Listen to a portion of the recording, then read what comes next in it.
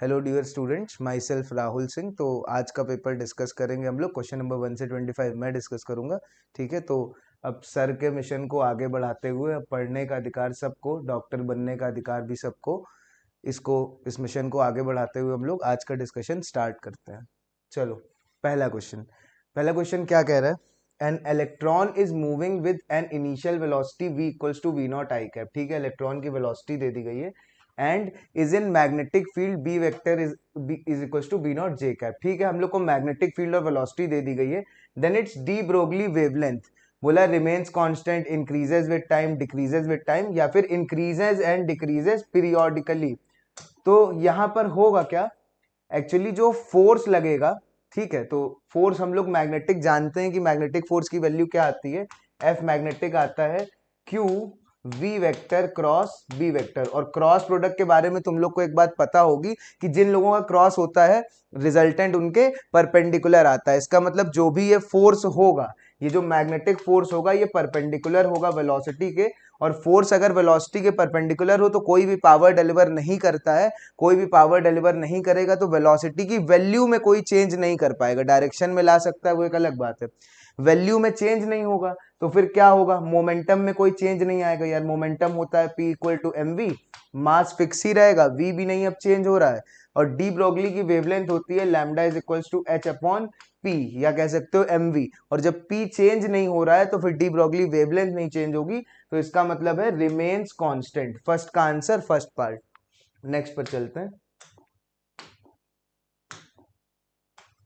Second, the modulus of the vector product of two vectors is 1 upon root 3 times their scalar product, the angle between vectors is. तो उसने बोला है कि जो cross product का mod है, cross product का मॉड मतलब ए बी साइन थीटा, ये किसके बराबर है?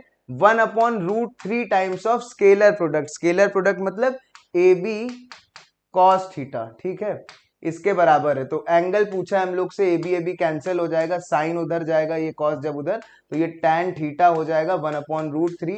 tan थीटा 1 अपॉन रूट 3, इसका मतलब theta is equals to 30 degree, मतलब π/6 आंसर हो जाएगा फर्स्ट पार्ट इसका। सेकंड का ऑप्शन फर्स्ट।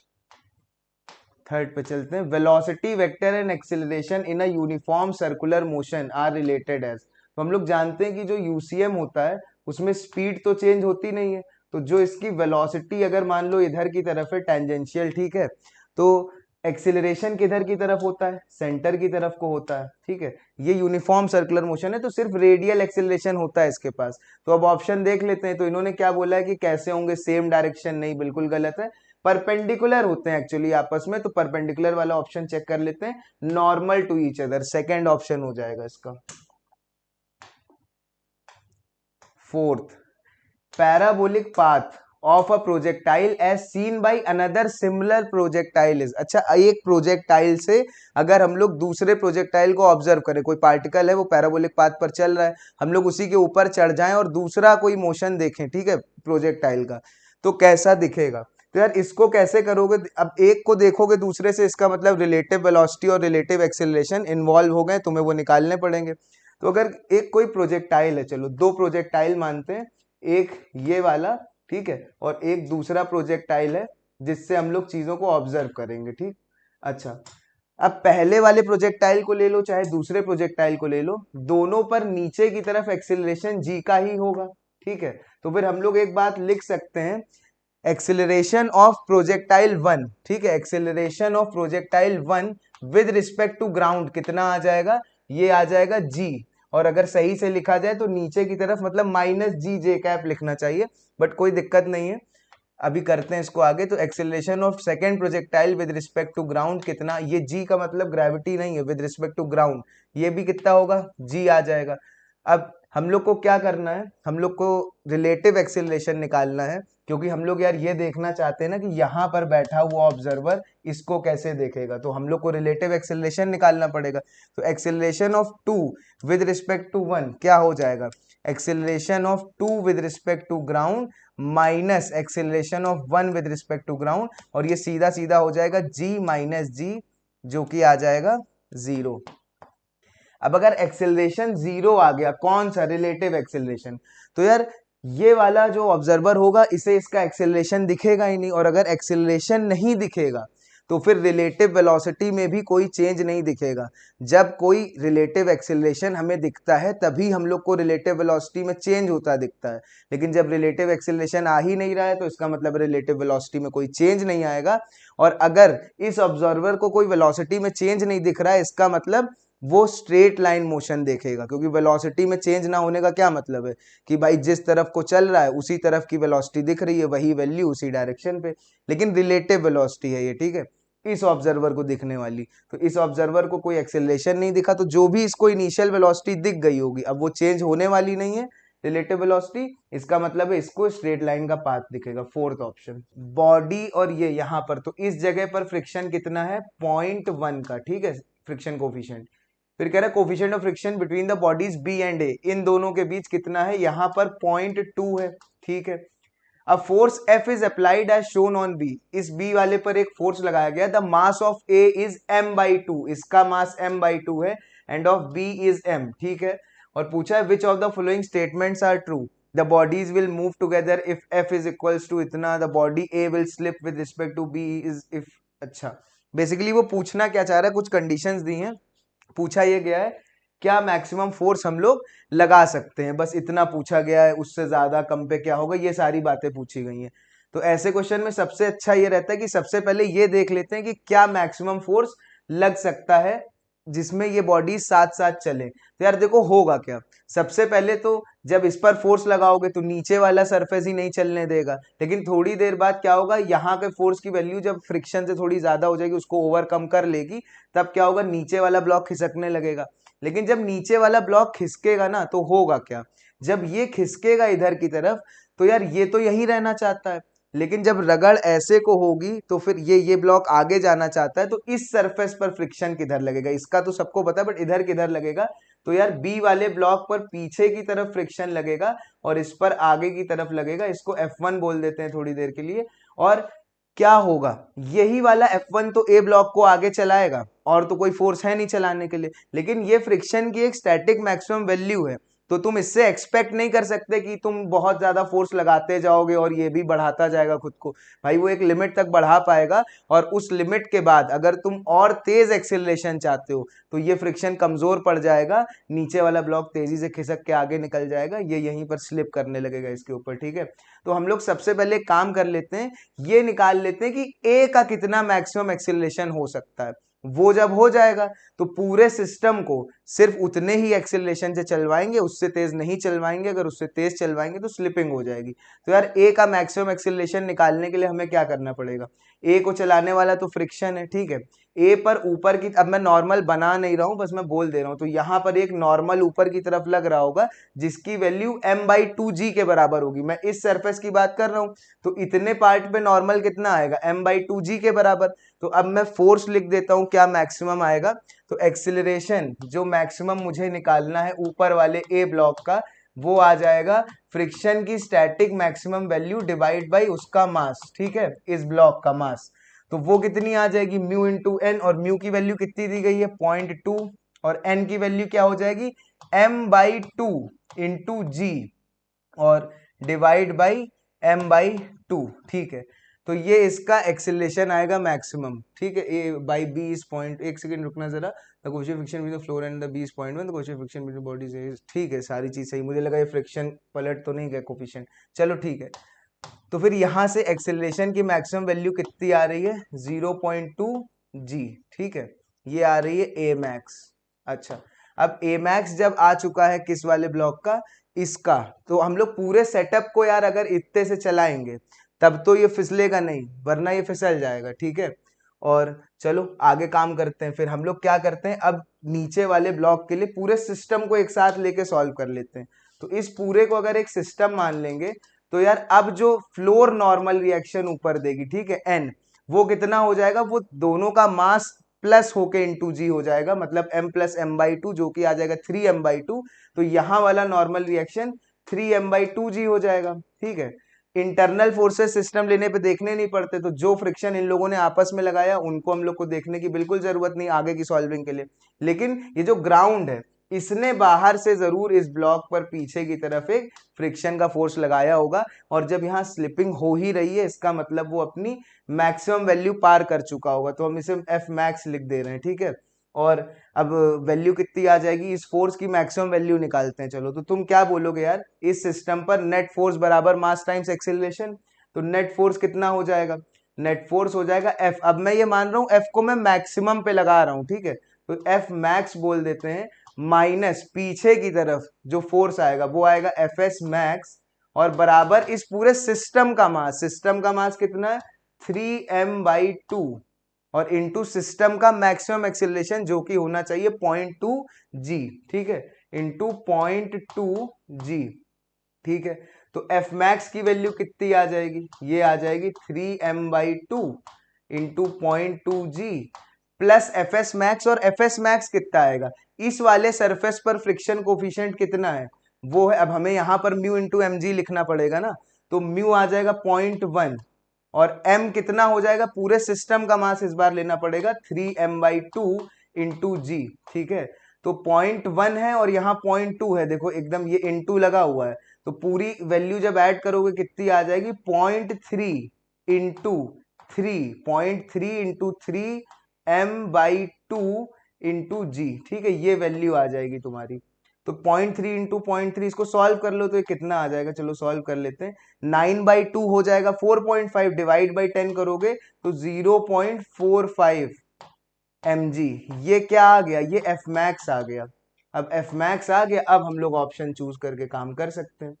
तो यार क्या क्या ऑप्शन लिखे, कह रहे हैं the bodies will move together if F is equal to 0.25 mg, बिल्कुल ठीक बात है, एफ मैक्स 0.45 mg तक वो लोग साथ चलते हैं, तो उससे कम में तो साथ चलेंगे ही, ये ऑप्शन बिल्कुल ठीक है।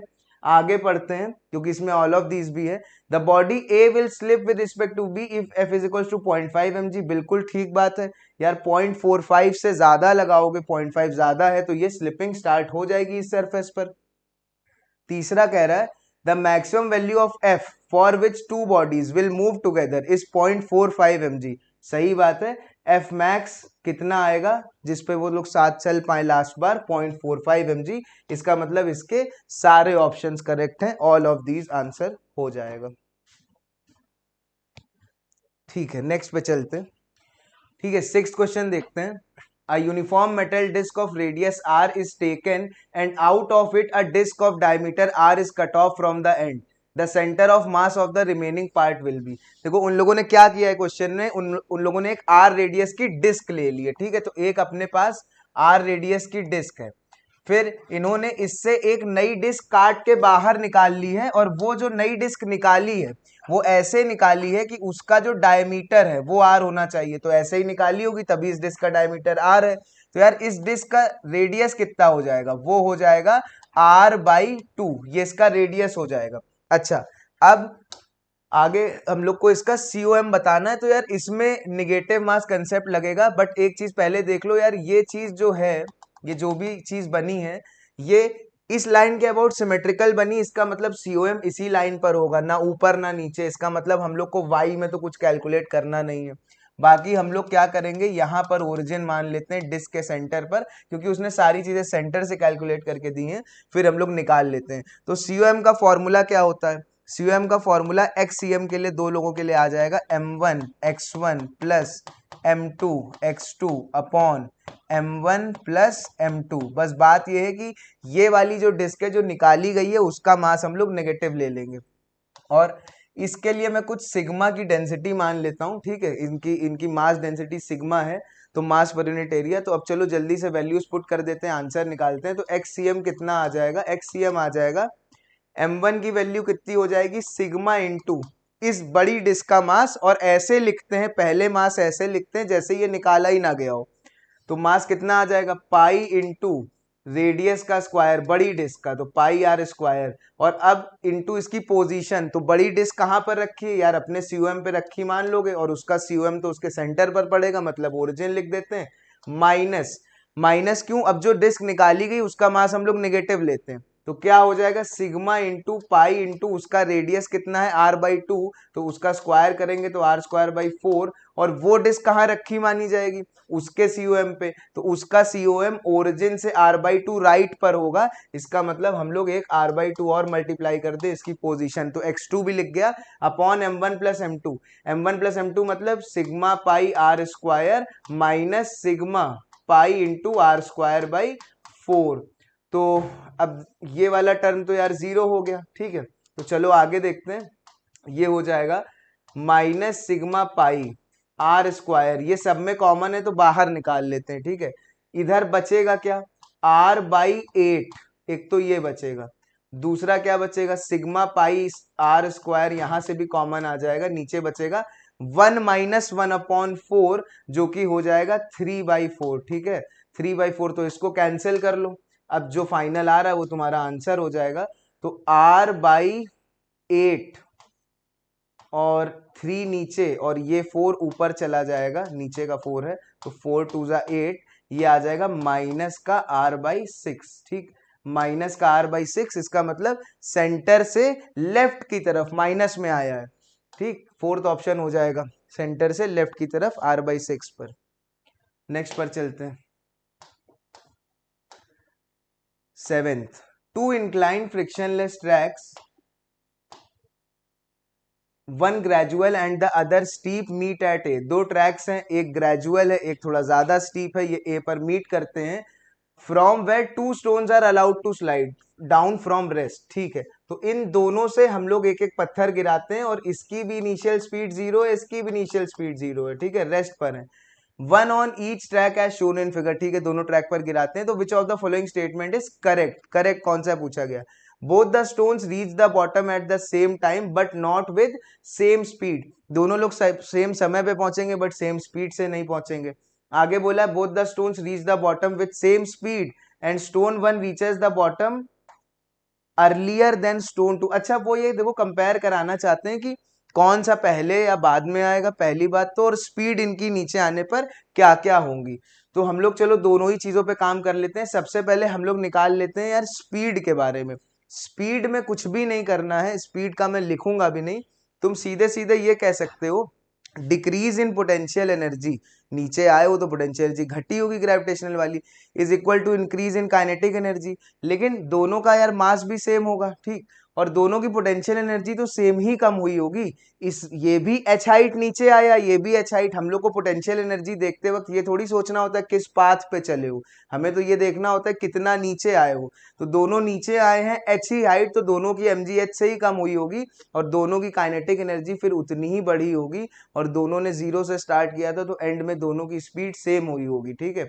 वैसे भी ये तुम्हें रिजल्ट याद भी होना चाहिए, अगर कोई 0 से स्टार्ट करता है, एच हाइट नीचे आता है, पाथ चाहे जैसा हो, वेलोसिटी की वैल्यू √2gh ही आती है, एनर्जी कंजर्वेशन से सॉल्व कर सकते हो। तो यार दोनों लोग स्पीड तो नीचे सेम रखेंगे, लेकिन टाइम का और पता लगा लेते हैं। तो किसी एक के लिए टाइम सॉल्व कर लेते हैं कि टाइम का एक्सप्रेशन कैसे आएगा। तो अगर ये हाइट h है, ठीक, और ये एंगल थीटा है, तो फिर ये लेंथ कितनी हो जाएगी, इंक्लाइन की लेंथ कितनी आ जाएगी, h upon sine theta. Trigonometry से निकाल के देख सकते हो, h अपॉन साइन थीटा आ जाएगी। तो अब हम लोग निकाल लेते हैं, s equal to u t plus half a t square लगा देते हैं। s is equals to u t plus half a t square, और इनिशियल वेलोसिटी तो 0 थी। एक बात और, जब इंक्लाइन पर चल रहे हो तो फिर नीचे की तरफ को इधर इंक्लाइन के अलोंग इधर बना दे रहा हूं मैं, एक एक्सेलरेशन आ रहा होगा जी साइन थीटा का, ये बात पता होगी, ठीक है। तो जी साइन थीटा का एक्सेलरेशन आएगा। अब हम लोग के पास सारी चीजें तुरंत सॉल्व कर लेते हैं। हम लोग कितना नीचे आए ऊपर से, h अपॉन साइन थीटा, ये बराबर हो जाएगा किसके, हाफ एक्सेलरेशन जी साइन थीटा इंटू टी का स्क्वायर। तो अब यहां से क्या क्या चला जाएगा, हाफ जी कुछ नहीं जाएगा, ठीक है। तो ये कितना आ जाएगा, 2h अपॉन जी, 2h अपॉन जी, और साइन थीटा नीचे आएगा तो साइन स्क्वायर थीटा बन जाएगा, और इधर टी स्क्वायर था तो उधर रूट भेज दो, तो ये रूट हो जाएगा √2h upon g sine squared theta. तो बेसिकली ये आ गया t is equals to √2h upon g, और एक नीचे 1 अपॉन साइन थीटा। यहां से एक बात समझ आ रही होगी, h और g ये सब तो सबके लिए, दोनों के लिए सेम है, लेकिन एंगल अलग अलग है और टाइम किसके प्रोपोर्शनल आ रहा है, टाइम आ रहा है 1/sin थीटा के प्रोपोर्शनल। इसका मतलब जिसका एंगल ज्यादा होगा उसको समय कम लगेगा, ठीक है, क्योंकि साइन की वैल्यू एंगल बढ़ाने पे बढ़ती है ना, साइन 0 पे 0 रहता है लेकिन 90 पे 1 होता है, तो जैसे जैसे एंगल बढ़ाते हो साइन की वैल्यू बढ़ती है। तो फिर जिसका एंगल ज्यादा होगा उसके साइन की वैल्यू बड़ी होगी, लेकिन ये इनवर्सली प्रोपोर्शनल है, तो यार अगर ये बड़ा होगा तो ये छोटा हो जाएगा, तो जिसका एंगल ज्यादा वो कम समय में आ जाएगा। तो एंगल देखो इसका तो बस इतना ही है, लेकिन ये थोड़ा और स्टीप है, तो θ2 ज्यादा है, तो θ2 वाले को कम समय लगेगा।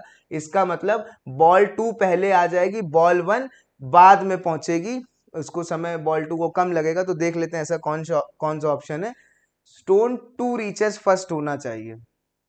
हाँ, तो सेकंड ऑप्शन हो जाएगा इसका, सेवेंथ का सेकंड ऑप्शन हो जाएगा। स्टोन क्या है, both the stone reach the bottom same speed and stone 1 reach, नहीं नहीं देखो उल्टा हो गया, स्टोन 2 पहले वाला ऑप्शन कौन सा है, ये both the stones reach the bottom with the same speed, ये तो डिसाइड हो चुका है, and stone 2 reaches the bottom earlier than stone 1, ठीक है। जिसका भी एंगल ज्यादा होगा वो पहले आ जाएगा, ठीक है। तो स्टोन 2 वाले का, θ2 वाले का ज्यादा है, वो पहले आ जाएगा, टाइम कम लगेगा, तो ये ऑप्शन सही होना चाहिए। नेक्स्ट पर चलते हैं।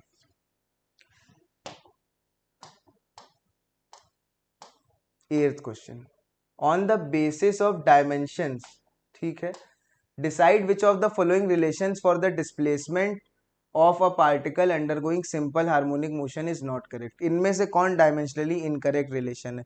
तो यार लेफ्ट साइड पे देखो सब में डिस्प्लेसमेंट लिखा है, इसका मतलब राइट साइड में सब में डिस्प्लेसमेंट आना चाहिए।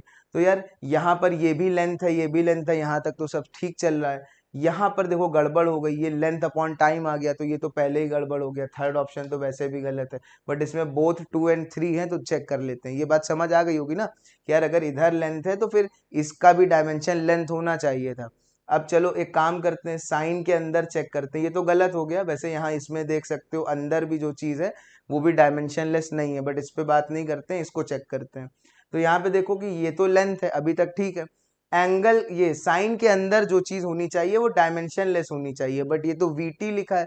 वीटी क्या है, स्पीड इनटू टाइम, तो दोनों का डायमेंशन सेम और अपोजिट तो है नहीं, ठीक है, मतलब समझ गए ना, वीटी मतलब LT-1 इंटू टी लिखा हुआ है, और ये तो L हो जाएगा, तो अंदर की चीज के डायमेंशन L है, जबकि होना चाहिए डायमेंशनलेस, तो ये भी गलत हो गया है।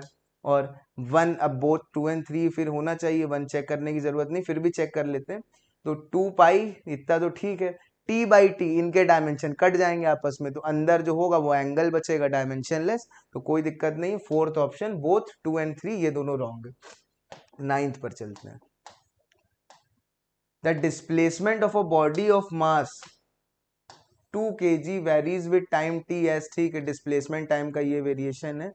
और फिर बोला है where t is in second the work done by all the forces, work done by all the forces, अच्छा तो ये क्वेश्चन ठीक है, हम लोग वर्क एनर्जी थ्योरम से करेंगे। Acting on the body during the time interval t बराबर 2 सेकेंड टू t बराबर 4 सेकेंड। उसने बोला है 2 से 4 सेकेंड में सारे फोर्सेज ने कितना वर्क किया होगा, और ये शायद T³ था, रुको मुझे एक बार चेक कर लेने दो, थोड़ा मिस टाइप हो गया है, हाँ T³ है ये, ठीक। तो चलो सॉल्व करते हैं। उसने बोला है कि हम लोग को work done by all the forces निकालना है, लेकिन हम लोग को पता है W टोटल किसके बराबर होता है, डेल्टा K के।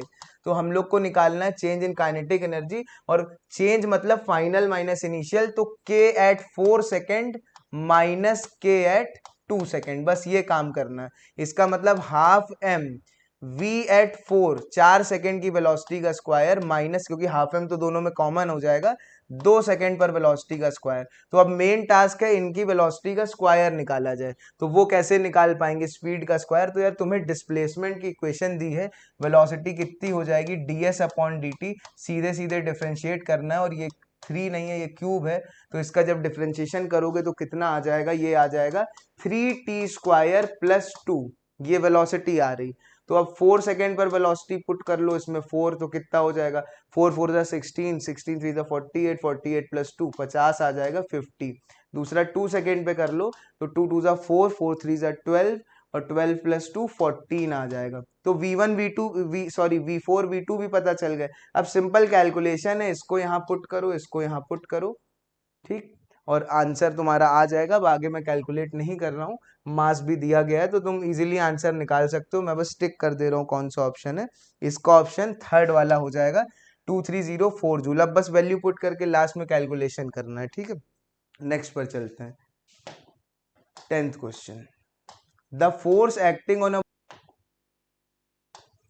अ बॉडी, ठीक है, moving along x axis varies with the position of particle as shown in the figure. Force का ग्राफ बना हुआ है। एक्चुअली इस क्वेश्चन में थोड़ी सी चीज रह गई थी, या तो इसको ऐसे तिरछा कर देते या फिर ये थोड़ा सा एक्सटेंड होना, मतलब कि ये टाइप नहीं हो पाया है, ठीक है, तो ये एक्सटेंड था। तो अब क्या होगा यार, यहाँ से अब पूछा उसने बस इतना है कि इक्विलिब्रियम x1 वाला या x2 वाला कौन सा स्टेबल होगा, दोनों होंगे कि नहीं होंगे, क्या होगा। अच्छा, स्टेबल इक्विलिब्रियम की क्या खास बात है, मान लो तुम अभी यहाँ इक्विलिब्रियम पर थे और तुम्हें अगर राइट डिस्प्लेस कर दिया जाए, इधर से इधर कर दिया जाए, और तुम पर फोर्सेस ऐसे लग रहे हो जो तुम्हें वापस अपनी इक्विलिब्रियम तक लाना चाहे, तो तुम स्टेबल इक्विलिब्रियम में हो, लेफ्ट पे डिस्प्लेस करें और फिर से फोर्स इधर ही लगे, ठीक है, तो वो अगर तो फिर क्या बोला जाएगा कि अच्छा इक्विलिब्रियम स्टेबल है। लेकिन अगर लेफ्ट राइट डिस्प्लेस करें हम लोग और लेफ्ट की तरफ आने की कोशिश ही ना हो, राइट की तरफ को जाने की कोशिश हो रही हो, इसका मतलब है अब ये वापस अपने तरफ लौट के नहीं आने वाला है जो उसकी इक्विलिब्रियम पोजीशन थी, तो ये अनस्टेबल हो जाएगा, अनस्टेबल इक्विलिब्रियम। और जैसे यहाँ पर अगर तुमने उसे लेफ्ट शिफ्ट कर दिया लेकिन वो वापस ना आना चाहे, उल्टा चला जाए, तो फिर क्या हो जाएगा, इक्विलिब्रियम अनस्टेबल कहलाएगा। तो अब देख लेते हैं ये ग्राफ थोड़ा सा जब ऐसे होगा, तो चलो x1 पर चेक करते हैं। फोर्स तो जीरो है तो इक्विलिब्रियम तो है, लेकिन x1 के अगर लेफ्ट में जाएंगे, ठीक है, x1 मान लो ये पोजीशन होती और अगर हम लोग इसके लेफ्ट में पार्टिकल को ले गए तो देखो फोर्स नेगेटिव है। फोर्स नेगेटिव मतलब इधर को, मतलब वो वापस लाना नहीं चाह रहा, इसका मतलब x1 वाला जो इक्विलिब्रियम है वो तो अनस्टेबल हो गया, ठीक है। x2 वाला चेक करते हैं कि स्टेबल है कि नहीं है। तो x2 में देखो ये ऐसा क्या हो रहा है, x2 पोजीशन पर गए, फोर्स जीरो, ठीक है।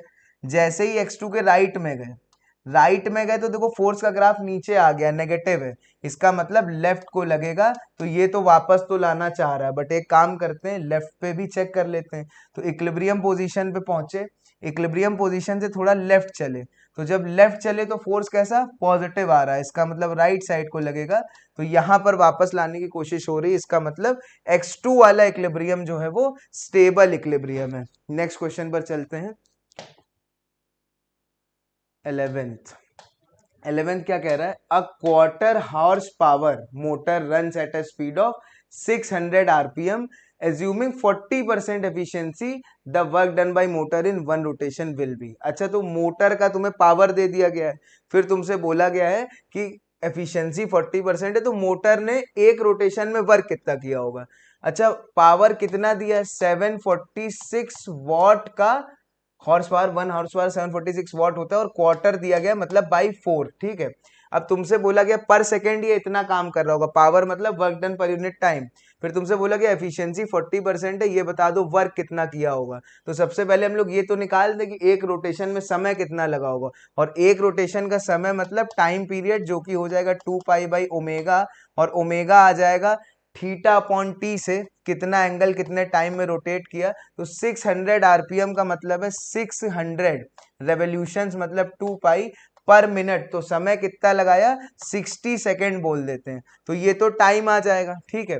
तो अब हम लोग वर्क कैसे निकालेंगे, तुम बोलोगे पावर क्या होता है, 1 सेकेंड का वर्क होता है, लेकिन इतने टाइम में कितना वर्क किया होगा, तो टी से मल्टीप्लाई कर देते हैं, तो डब्ल्यू आ जाएगा पावर इंटू टी वर्क के बराबर, तो वो कितना है 746/4 इंटू जो भी ये कैपिटल टी है, अब अभी मैं इसे इधर लिख नहीं रहा हूं, और बाकी एफिशिएंसी 40% है, मतलब इसका 40% ही जो ये कुछ हुआ होगा, इसका 40% ही 40/100 ही तुम्हें मिल पाएगा, ठीक है, डब्ल्यू के तौर पर। तो ये टी कैलकुलेट करके अगर हम लोग यहाँ वैल्यू पुट कर देंगे तो हम लोग का आंसर मिल जाएगा। क्या किया हम लोगों ने, हम लोगों को पावर पता थी, हम लोगों ने टाइम से मल्टीप्लाई किया तो पता चला कितना वर्क हो रहा होगा। टाइम कौन था, एक रेवोल्यूशन का पूछा गया था, तो हम लोगों ने टाइम पीरियड निकाल लिया, उससे मल्टीप्लाई कर दिया, लेकिन इसका सिर्फ 40% ही हमें मिल पाएगा, तो हम लोग ने 40/100 मतलब इसका 40% निकाल दिया। तो ये जो आंसर आ जाएगा, कैलकुलेशन तुम कर लेना आप खुद, वैल्यू ही रखनी है। अब मैं सीधे आंसर टिक कर दे रहा हूँ। 11th का आ जाएगा 7.46 जूल। ठीक है, समझ आ गया होगा क्वेश्चन क्या कह रहा है। अब 12th पर चलते हैं। The instantaneous current from an AC sources I is equals to 10 sin 256 t ampere. ठीक है, और फिर बोल रहा है the average value of current for positive half cycle. तो हम लोगों से एवरेज वैल्यू पूछी गई है करंट की कि कितनी हो जाएगी। तो जो एवरेज वैल्यू करंट की आती है AC में वो कितनी आती है, 2/पाई इंटू आई नॉट। ठीक है, और ये क्या है, ये आई नॉट तुम्हें दिया गया, आई नॉट की वैल्यू कितनी है, ये वैल्यू 10 है। तो बाकी अब सिंपल मल्टीप्लीकेशन है 2/पाई इंटू 10। तो इसको भी कैलकुलेट नहीं करते हैं, आगे बढ़ जाते हैं, बट सारी वैल्यूज अब तुम्हें मिल गई। तो 12th का ऑप्शन क्या हो जाएगा, 12th का ऑप्शन हो जाएगा 4th पार्ट 6.37 एम्पियर। तुम्हें फॉर्मूला बेस्ड क्वेश्चन है, फॉर्मूला पता होना चाहिए सीधे सीधे। नेक्स्ट पर चलते हैं।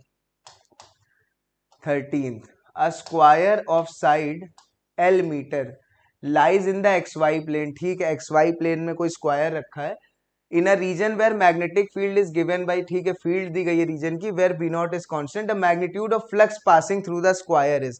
अच्छा, स्क्वायर तुम्हारे सामने कैसे रखा होगा, स्क्वायर रखा है XY प्लेन में, मतलब ऐसे तुम्हें सामने दिख रहा होगा X और Y प्लेन। तो फिर तुम्हारे पास ये क्या कहते हैं, एरिया वेक्टर किधर को आएगा, एरिया वेक्टर हमेशा परपेंडिकुलर होता है। इसका मतलब इसके परपेंडिकुलर आएगा, मतलब तुम्हारी तरफ को, और तुम्हारी तरफ की एक्सिस कौन सी है, K कैप हो जाएगी। ठीक है, तो Z वाले डायरेक्शन की। ठीक, तो अब क्या, अब सीधे सीधे फ्लक्स निकालना है। तो फ्लक्स निकालने के लिए क्या करना है अपने को, फ्लक्स हो जाएगा सीधे सीधे B vector dot area vector. Area vector की वैल्यू कितनी आ जाएगी, तो L साइड लेंथ है, तो एरिया की वैल्यू आ जाएगी L स्क्वायर, लेकिन जब एरिया वेक्टर लिखोगे तो वो क्या आ जाएगा, L स्क्वायर K कैप। अब बस इसका इससे डॉट लेना है। तो यार K कैप का डॉट लेना है, तो हम लोग को पता है कि आई का आई से, जे का जे से, के का के से होता है, तो ए वेक्टर यहीं पर लिख देते हैं। तो ये सब तो, ये तो 0 आई कैप हो गया, 0 जे कैप हो गया, के कैप में कितना आया, L स्क्वायर के कैप। तो जब डॉट लेंगे इनका तो कितना आ जाएगा, खाली ये टर्म आएगा आंसर में 4L स्क्वायर, और एक बी नॉट बाहर से आएगा, तो 4B0 L स्क्वायर, ये अपना आंसर हो जाएगा। थर्ड पार्ट आंसर हो जाएगा 13। 14th, two circular coils 1 and 2 are made from the same wire but radius of first coil is twice that of second coil। ठीक है, तो R1 जो है वो R2 है। तो एक काम करते हैं कि R1 को, चलो एक को R ले लेते हैं, एक को 2R, तो फर्स्ट वाली कॉइल को 2R बोल देते हैं, तो दूसरे वाले का रेडियस R होगा। ठीक है, कॉइल नंबर 1, ये कॉइल नंबर 2, एक का R एक का 2R। कह रहा what is the ratio of potential difference applied across them, क्या पोटेंशियल डिफरेंस अप्लाई किया जाए so that the magnetic field at there centres is the same. ठीक है, तो दोनों के सेंटर पर जो मैग्नेटिक फील्ड हो वो सेम आए। ठीक है, तो अब हम लोग को क्या करना है, सीधे सीधे फील्ड की, मतलब देखो, चलो अच्छा क्वेश्चन करते हैं पूरा। क्या होगा, दो कॉइल हैं, दोनों में कुछ पोटेंशियल अप्लाई किया हुआ है, और तुमसे पूछा गया फील्ड सेम आ रही, लेकिन कॉइल के रेडियस में फर्क है। कॉइल के रेडियस में फर्क आने से होगा क्या, एक कॉइल की लेंथ ज्यादा बड़ी होगी, एक कॉइल की लेंथ थोड़ी सी कम होगी, और हम लोग को बोला गया कि फील्ड बराबर है। तो पहले एक चीज तो बोल देते हैं कि म्यू नॉट इंटू आई 1, पहले वाले में करंट जो होगा, अपॉन 2 टाइम्स, और इसका रेडियस तुमने कितना लिया था, 2 इंटू आर लिया था, और ये बराबर है दूसरे वाले के mu naught into I2 upon 2 into इसका रेडियस आर ही है। ठीक है, तो ये तो चलो आगे भी सॉल्व किया जाएगा। आई को हम लोग क्या लिख सकते हैं, आई को हम लोग लिख सकते हैं, क्योंकि उसने पोटेंशियल के टर्म में पूछा है, तो करंट का तो कोई काम है नहीं। V को बोल सकते हैं हम लोग I इंटू आर, तो I को लिखा जा सकता है V अपॉन आर, लेकिन दोनों का पोटेंशियल भी अलग अलग हम लोग देंगे उसको, और दोनों का जो रेजिस्टेंस है वो भी अलग अलग होगा। तो पहले एक काम करते हैं, थोड़ा रेजिस्टेंस के बारे में जान लेते हैं कि कॉइल का रेजिस्टेंस क्या क्या आ रहा होगा। तो रेजिस्टेंस में हम लोग को एक बात पता है, किसी भी कंडक्टर का रेजिस्टेंस आता है R is equals to rho L by A. अब दोनों कॉइल में जब तक कहा ना जाए तो मटेरियल सेम होगा, एरिया भी सेम होगा, उसके क्रॉस सेक्शन का, क्रॉस सेक्शन एरिया, ठीक है, तार के क्रॉस सेक्शन का एरिया। इनका सरफेस वाला बीच का एरिया नहीं, और L लेंथ हो जाएगी। तो तुम्हें दिख रहा है कि R प्रोपोर्शनल आ रहा है सीधे सीधे लेंथ के, बाकी चीजें तो दोनों सेम आएंगी। तो लेंथ कितनी हो जाएगी, पहले वाले की लेंथ हो जाएगी जो पहला वाला है, इसकी आ जाएगी 2 पाई इंटू 2R, इसकी आ जाएगी 2 पाई R। ठीक है, तो यार इसकी लेंथ दुगनी आई है इस वाले से, ठीक है, एक 2 एक्स्ट्रा है यहाँ पर, तो फिर इसका जो रेजिस्टेंस होगा वो भी तो डबल हो जाएगा, डायरेक्ट प्रोपोर्शन में है। तो अगर इसका रेजिस्टेंस हमने माना होता R, तो इसका रेजिस्टेंस हमें लेना पड़ेगा 2R, सीधे सीधे प्रोपोर्शनैलिटी है। अब हम लोग अपना क्वेश्चन सॉल्व कर सकते हैं। म्यू नॉट अपॉन, इधर लिखा है 4R, आई को क्या लिख सकते हैं, V बाई कैपिटल R, और ये हो जाएगा V1 अपॉन कैपिटल R। तो अपनी इस कॉइल का, फर्स्ट कॉइल का रेजिस्टेंस है 2R, लेकिन ये हो जाएगा क्या, म्यू नॉट इंटू आई की जगह क्या हो जाएगा यहाँ पर V2 अपॉन इसका रेजिस्टेंस, पहले तो रेडियस लिख लो, इसका रेजिस्टेंस कितना आ जाएगा, सिर्फ और सिर्फ R आएगा, कैपिटल R। अब कैंसिल कर दो, देखो जो आंसर आ जाए क्या हो जाएगा, 2 से 2 कैंसिल, R से R कैंसिल, तो V1 इज टू V2 कितना आ गया, 4 के बराबर। तो फर्स्ट सेकेंड पार्ट इसका आंसर हो जाएगा 14th का 4th। नेक्स्ट पर चलते हैं। 15th, what is the magnetic moment, ठीक है, म्यू पूछा गया है, of the current carrying loop in form of equilateral, equilateral triangle है, इसका म्यू पूछा गया है। तो म्यू कितना होता है, I इंटू ए, सीधा सीधा। करंट अपने को पता है, इसका एरिया और हम निकाल दें, वैसे तो वेक्टर फॉर्म में होता है बट वैल्यू पूछी गई खाली, तो करंट तो हम लोग 20 लिख देंगे। एरिया निकालना, एरिया क्या होता है, half base into height. Base तो अपने को पता है 40 है, हाफ 40 और सेंटीमीटर में है तो 10 पावर -2 मल्टीप्लाई कर देंगे, मीटर में आ जाएगा। लेकिन अब हाइट लिखनी, तो हाइट कैसे लिखोगे यार, इक्विलेटरल ट्रायंगल है तो ये भी लेंथ 40 होगी, और हाइट क्या है, हाइट तो ये वाली लेंथ है, और ये एंगल 90 डिग्री है, ठीक है, और ये कितना हो जाएगा, इक्विलेटरल ट्रायंगल है तो ये 60 हो जाएगा, और 40 का ये वाला कंपोनेंट कितना आ जाएगा, ये कंपोनेंट आ जाएगा 40 साइन 60, ठीक है, 40 साइन 60 आ गया। तो अगर ये 40 साइन 60 आ गया तो अब तुम्हें हाइट भी मिल चुकी है। हाइट तुम्हारी कितनी है, हाइट है तुम्हारी 40 इंटू साइन 60 का मतलब √3/2, और यहाँ भी एक 10 पावर -2 मल्टीप्लाई करना पड़ेगा। अब सिंपल मल्टीप्लीकेशन है, इसको मैं नहीं कर रहा हूँ आगे, बस मैं सिर्फ आंसर तुम्हें, ठीक है, फाइनली सॉल्व तो हो ही गया है। तो इसका कौन सा नंबर है, 15th आ जाएगा 1.36। तो बाकी का कैलकुलेशन तुम कर सकते हो आगे, आई इंटू ए सीधा सीधा, हाइट बस निकालनी थी यहाँ पर। 16th, अ मैग्नेटिक नीडल, ठीक है, a magnetic needle lying parallel to a magnetic field requires W unit of work to turn it through 60 degree. The torque needed to maintain the needle in this position will be, अच्छा, तो एक magnetic field होगी space में कहीं, तो चलो हम लोग इधर की तरफ मान लेते हैं कि हम लोग के पास इधर की तरफ मैग्नेटिक फील्ड है कुछ बी वेक्टर, और इन्होंने एक नीडल यहाँ पर रखी हुई है, जो नीडल सबसे पहले फील्ड की तरफ थी, पैरेलल टू फील्ड, हाँ ठीक है, फील्ड की तरफ है। तो सबसे पहले जो अपनी नीडल है वो फील्ड की तरफ है, इधर की तरफ। मैं सीधे सीधे m वेक्टर लिख दे रहा हूँ, ठीक है, जो भी इसका मैग्नेटिक मोमेंट होगा, क्योंकि इधर की तरफ को उसने बोला हुआ है तो इधर को उसका m वेक्टर रहा होगा। लेकिन जब हम लोग नीडल को रोटेट कर देंगे तो क्या हो जाएगा, फाइनल वाला m वेक्टर कहीं रोटेटेड हो जाएगा, और उसने बोला ये 60 डिग्री हो गया है। उसने पूछा है कि इसी पोजीशन पे रोक के रखने के लिए टॉर्क कितना लगेगा, ये पूछा गया, और दिया क्या है तुमको, दिया गया है W दे दिया गया है, ठीक है। तो हम लोग टॉर्क, टॉर्क कैसे निकालोगे, टॉर्क तुम्हारा आ जाएगा m vector cross b vector, ठीक है। अब m तो हम लोग को पता नहीं है, तो और इसकी वैल्यू आ जाएगी कुल मिला के mb साइन थीटा, और थीटा की जगह साइन 60 आ जाएगा। इतना हमें देना पड़ेगा क्योंकि फील्ड इतना लगा रही होगी, हम लोग इतना एंटी टॉर्क लगा देंगे। तो अब अपने को कहीं से m हटाना है, तो उसके लिए उसने बाकी इंफॉर्मेशन दे रखी। उसने कहा कि यहां से यहां ले जाने में W का वर्क हुआ था। तुम बोल दोगे कि work done by external agent, तो जब तक कहा ना जाए तब तक स्लोली ले जाते हैं। तो W बराबर होता है delta P plus delta K के, मतलब change in potential energy plus change in kinetic energy. लेकिन इस बार स्लोली ले गए होंगे तो ये खाली चेंज इन पोटेंशियल एनर्जी के बराबर आएगा, मतलब P final minus P initial. P final क्या हो जाएगा, अब इनकी जो पोटेंशियल एनर्जी आती है वो कितनी आती है, माइनस का जो पी की वैल्यू होती है वो होती है माइनस का m vector dot b vector, ठीक है। तो सबसे पहले फाइनली 60 डिग्री मतलब m into b into cos 60 की वैल्यू 1/2 और एक माइनस भी होता है फॉर्मूले में, ये W के बराबर है माइनस पी इनिशियल, तो पी इनिशियल लिख देते हैं चलो, तो पी इनिशियल आ जाएगा माइनस एम डॉट बी, और जब पैरेलल है तो साइन, एक सेकेंड सॉरी कॉस जीरो हो जाएगा, कॉस जीरो की वैल्यू 1 क्योंकि डॉट प्रोडक्ट है एम डॉट बी, तो एम बी कॉस जीरो की वैल्यू 1, तो ये हो जाएगा माइनस एम इंटू बी, ठीक है। तो ये जब कैलकुलेट करोगे माइनस माइनस प्लस हो जाएगा, तो फाइनल जो W आ जाएगा वो कितना आ जाएगा, MB/2, ठीक है।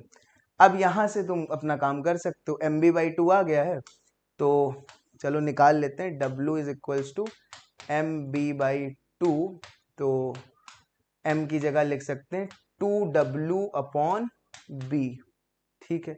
तो अब लिख देते हैं 2W/B, और साइन 60 का मतलब √3/2, और एक b ऊपर पहले से था तो b से b कैंसिल हो गया, 2 से 2 कैंसिल हो गया, टाउ की वैल्यू कितनी आ गई, √3W, तो ये तुम्हारा आंसर हो जाएगा थर्ड पार्ट। इतना फील्ड लगा रही होगी, तुम्हें भी इतना लगा के देना पड़ेगा, ठीक है।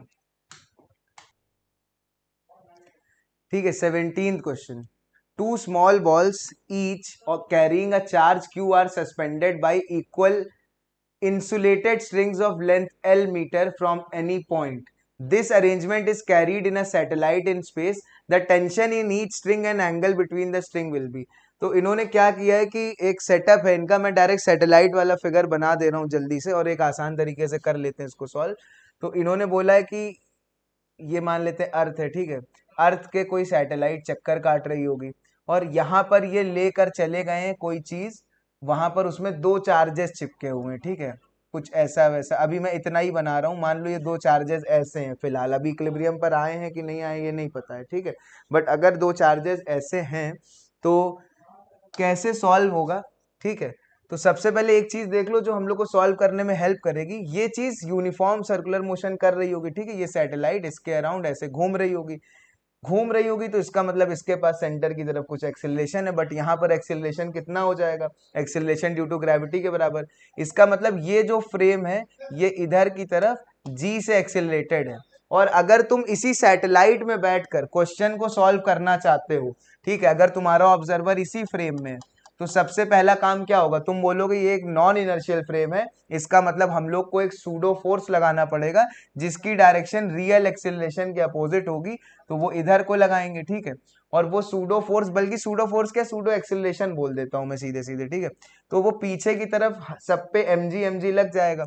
तो अगर मान लो, या चलो इसको फोर्स में बात कर लेते हैं, कोई चीज होती है जिसका मास m था तो इस पर एक mg इधर लग रहा होगा, ठीक है, लेकिन अपोजिट में मास इंटू एक्सेलरेशन करते हैं जब जब भी किसी नॉन इनर्शियल फ्रेम पे बैठते हैं, तो यार पीछे की तरफ एक mg और भी लगाना पड़ जाएगा, यही इस क्वेश्चन की खास बात होती है। तो यार जब इस फ्रेम से सॉल्व करोगे तो ये दोनों तो कैंसिल हो गए, तो एक्चुअली में वहां पर तुम्हें ग्रेविटी का फोर्स दिखेगा नहीं, होगा उस फ्रेम में दिखेगा नहीं, और दिखेगा नहीं तो अब अंदर की सिचुएशन को दोबारा बना के जल्दी से सॉल्व कर लेते हैं। जब ग्रेविटी का फोर्स नहीं दिखेगा तो कोई भी नीचे की तरफ चार्ज को खींचना नहीं चाहता, चार्जेस जिस पॉइंट से सस्पेंडेड होंगे वहां से एक चार्ज एकदम सीधा इधर चला जाएगा, एक चार्ज एकदम सीधा इतनी दूरी पर, ठीक है, तुम्हें समझ आता होगा ना, जब नॉर्मली ग्राउंड पर ये क्वेश्चन होता है तो क्या होता है, mg नीचे आता है, इस पर mg नीचे आता है, तो उसके कारण कुछ तिरछा रहते हैं ये लोग, कहीं पर इक्विलिब्रियम आता है इन लोग का, बट जब अब वो है ही नहीं तो इलेक्ट्रोस्टैटिक फोर्स एकदम जितना मैक्सिमम रिपेल कर पाएगा कर देगा, तो अब इनके बीच की डिस्टेंस कितनी आ जाएगी, एक स्ट्रिंग की लेंथ l है तो पूरी दूरी बीच की आ गई 2l, और स्ट्रिंग्स के बीच का एंगल कितना है, एक इधर को मतलब 180 डिग्री, तो इन दोनों में से कोई ऑप्शन होगा, तो क्या हो जाएगा k क्यू स्क्वायर, ठीक है, डिवाइड बाई 2l का होल स्क्वायर मतलब 4l स्क्वायर, तो ये वाला फर्स्ट ऑप्शन इसका हो जाएगा, ठीक है, k q square upon 4l square 180 degree. Next पर चलते हैं, 18th, if the force between two charged object is to be unchanged. अच्छा, फोर्स नहीं बदलना है हम लोग को, even though the charge on one of the object is halved, अगर एक पे से चार्ज आधा निकाल लिया जाए तब भी हमें फोर्स कम नहीं चाहिए। कीपिंग द अदर सेम, दूसरे वाले का चार्ज सेम रख रहे हैं। If original distance of separation d and final is x then d is equal to, अच्छा एक रिलेशन पूछा है इन्होंने, सीधे हम लोग से ये बोल दिया कि पहली सिचुएशन ये होगी कि एक चार्ज मान लो q1 है, एक चार्ज मान लो q2 है, इनिशियली उनके बीच का जो सेपरेशन है वो d है, तो कुछ फोर्स आता होगा इनके बीच में। ये चाहते हैं कि फोर्स ना चेंज हो, क्या करने पर, चार्ज में इसका चार्ज आधा कर दें। इसका चार्ज आधा करने का मतलब है Q1/2 हो जाएगा, लेकिन दूसरे वाले चार्ज को नहीं चेंज करना चाहते हैं। ठीक है, चलो नहीं चेंज करना है, Q2 रहने दो, बट इसके बीच की जो सेपरेशन है उसको इन्होंने चेंज करके कुछ x कर दिया है, और इन्होंने कहा है बाद में भी फोर्स वही रह रहा है, तो बस फोर्स इक्वेट करके आंसर निकाल देते हैं हम लोग। तो फोर्स की वैल्यू पहले कितनी आएगी, k Q1 Q2 upon d का स्क्वायर, ये बाद में भी बराबर, इसका मतलब k Q1/2 into Q2 upon distance कितनी हो गई x का स्क्वायर। तो अब देख लो ये तो कैंसिल हो जाएगा, d की वैल्यू पूछी गई है तो d स्क्वायर किसके बराबर आ जाएगा, 2x के, तो d की वैल्यू यहां से सीधे सीधे आ जाएगी √2, और ये x स्क्वायर था, ठीक है, √2 इंटू एक्स, तो √2x तुम्हारा आंसर हो जाएगा थर्ड पार्ट, 18th का third part.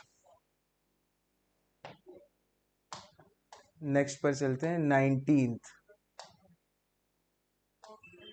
A ball hits the floor and rebounds after the inelastic collision, ठीक है, in this case ball hit कर रही है, कोलिजन इनइलास्टिक हुआ है, तो क्या होगा, चलो देखते हैं क्या होगा। तो इन्होंने बोला the momentum of the ball just after the collision is the same as that just before the collision. देखो ये तो किसी में भी नहीं होना चाहिए था, अगर वैल्यू की बात करेगा तो बात अलग है, लेकिन यार एक बार नीचे जा रहा है एक बार ऊपर जा रहा है, तो फिर डायरेक्शन ही बदल गई, मोमेंटम एक वेक्टर क्वांटिटी, तो वैसे भी नहीं सेम होगा, ठीक है, तो ये बात तो गलत है, ठीक है। अब दूसरी बात क्या बोली, the mechanical energy of the ball remains the same in the collision, नहीं भैया ये इनइलास्टिक कोलिजन है, यहाँ पे एनर्जी का लॉस होता है, एनर्जी सेम नहीं रह सकती। The total momentum of the ball and earth is conserved, ये बात ठीक है, और लास्ट बात क्या बोली, the total energy of ball and earth is conserved, नहीं वही वाली बात, इलास्टिक वाला है तो एनर्जी तो लूज हो ही जाएगी, बट अब उसने क्या बोला, total momentum of ball and earth is conserved. अच्छा, तो क्या होगा, ये अर्थ है तुम्हारी, ठीक है, मान लेते हैं ऐसे बना देते हैं, ये बॉल है, ये दोनों जो फोर्स लगाएंगे आपस में लगाएंगे ना एक दूसरे पर, अगर लेकिन तुम इसी को सिस्टम मान लोगे, ठीक है, तो इस पर कोई एफ नेट एक्सटर्नल तो आएगा नहीं, और जब नेट एक्सटर्नल फोर्स 0 होता है तो सिस्टम का मोमेंटम कंजर्व रहता है। उसने अर्थ को सिस्टम में साथ में ले लिया, इसलिए इस सिस्टम का मोमेंटम कंजर्व रहेगा। अर्थ बाहर होता तो बॉल का मोमेंटम कंजर्व नहीं रहता, ठीक है, लेकिन यहाँ पर अर्थ साथ में है, तो फिर क्या होगा, सिस्टम पे कोई एक्सटर्नल फोर्स नहीं है, जो लगाया होगा आपस में इन दोनों ने लगाया होगा, इसका मतलब क्या होगा, क्या कहते हैं, मोमेंटम कंजर्व रहेगा। 20 if seven charge q are placed at the corners of a cube of edge length √3 metre, ठीक है, कोई क्यूब है जिसकी एज लेंथ 3 मीटर है, √3 metre, then find potential at the centre of the cube, हमें cube के centre पर potential निकालना है। तो तुम अभी किसी कमरे में होगे, तुम देख भी सकते हो कि भले क्यूबॉइड हो वो, बट एज्यूम कर सकते हो क्यूब है, तो एक इधर एक इधर एक नीचे इधर सब जगह है, बस एक कोने पे नहीं रखा होगा, ठीक है, इसके टोटल 8 कोने होते हैं, एकदम सेंटर पर पोटेंशियल पूछा है। तो यार सेंटर से अगर हम लोग डिस्टेंस निकाल लें किसी एक कोने की, तो तुरंत हम लोग का काम हो जाएगा। तुम लोग को ये पता होगा कि जो इसकी डायगोनल होती है इस वाले वर्टेक्स से अपोजिट वाले के लिए, ठीक है, तो वो कितनी आती है, डायगोनल की लेंथ तुम्हें पता होगी क्यूब की, वो आती है L√3, अगर L साइड लेंथ है, लेकिन सेंटर तक अगर जाओगे तो सेंटर तक तो इसकी आधी आएगी, इसका मतलब हम लोग का चार्ज की जो सेंटर से या कोने की जो सेंटर से डिस्टेंस है वो कितनी हो जाएगी, वो हो जाएगी L√3/2। अब हम लोग को डिस्टेंस मिल गई, अब हम लोग का काम आसान हो गया, खत्म हो गया पूरा। पोटेंशियल कितना आ जाएगा, एक की वजह से 1/4πε0 Q/r, और r की वैल्यू L√3/2, ठीक है, और लेंथ भी 3 मीटर है, √3, चलो इसको नेक्स्ट स्टेप पे लिख देंगे या इसी पे लिख देते हैं, फाइनली इसी पर हो जाएगा। तो लेंथ तुम्हारी कितनी है, वो भी √3 है, तो एक √3 और आ जाएगा, 1/4πε0 एल, सॉरी 1/4πε0 Q/r लगाया और कुछ नहीं किया है, ठीक है। और ऐसे कितने लोग हैं, 7 लोग हैं ना, और पोटेंशियल स्केलर क्वांटिटी सीधे सीधे ऐड हो जाती है, तो इंटू 7 भी हो जाएगा यहाँ पर। अब हम लोग जरा सॉल्व कर लेते हैं क्या आ जाएगा, तो v की वैल्यू आ जाएगी 7/4πε0 Q 2Q/3, तो 2 से ये कैंसिल हो जाएगा, 2 बचेगा, तो v की फाइनल वैल्यू आ जाएगी 7Q/6πε0, तो v की वैल्यू आ गई 7Q/6πε0, मतलब सेकेंड ऑप्शन, ठीक है। 21 two waves of wavelength 50 centimeter and 51 centimeter produce 12 beats per second. The velocity of sound is 12 beat per second produce हो रही है, तो हम लोग को पता है कि बीट फ्रीक्वेंसी क्या होती है, ν1 minus ν2 is equals to beat frequency, जो उसने 12 दी है, ठीक है। तो अब v बराबर क्या होता है, v बराबर होता है न्यू इंटू लैम्डा, तो न्यू को क्या लिख सकते हैं, v/λ, ठीक है। हमें वेलोसिटी निकालनी है साउंड की, तो ν1 क्या हो जाएगा, v1/λ1 minus v2/λ2 is equals to 12। Number positive लाना है तो ऐसी वैल्यू लैम्डा में लिखना जो छोटी हो, ताकि पूरा नंबर बड़ा हो जाए, ठीक है। और ये v1 v2 नहीं करना चाहिए था, ध्यान नहीं दिया, एक सेकेंड। v1 v2 क्यों करेंगे, जब वेव तो एक मीडियम में ही चल रही होगी, उसकी स्पीड तो सेम ही होगी, तो v, और वही पूछी भी है, ठीक है, v/λ2, ठीक है। चलो, तो ये क्या आ जाएगा, v कॉमन हो जाएगा, इधर बचेगा 1/λ1, λ1 की जगह रख देते हैं छोटी वाली वैल्यू, मतलब 50, और ये सेंटीमीटर में होगा, दोनों में ही सेंटी कॉमन आ जाएगा, तो उसको बाहरी कॉमन निकाल के 10⁻⁻2 और मल्टीप्लाई कर देते हैं, तो SI में हो जाएगा 50 और -1/51, ठीक। ये सॉल्व करना है। अब देखो एक वेरिएबल बचा है, बाकी कैलकुलेशन है, तो वो तुम अपना करना, मैं आंसर टिक कर दे रहा हूँ, ठीक है। 2 नंबर का सब्सट्रैक्शन अब लिखा हुआ है, तो 21 का आंसर आ जाएगा जो भी अपना, ठीक है। बस इस बार उसने फ्रीक्वेंसी के टर्म में ना करा के वेवलेंथ के टर्म में करा लिया, तुमसे सिंपल से एक फॉर्मूला पुट करवा लिया, तो इसका आंसर आ रहा है फर्स्ट पार्ट, ठीक। सिर्फ v सॉल्व करना है, इधर सॉल्व करके उधर मल्टीप्लाई करके कर लेना। 21 का सेकेंड, ये सॉरी फर्स्ट।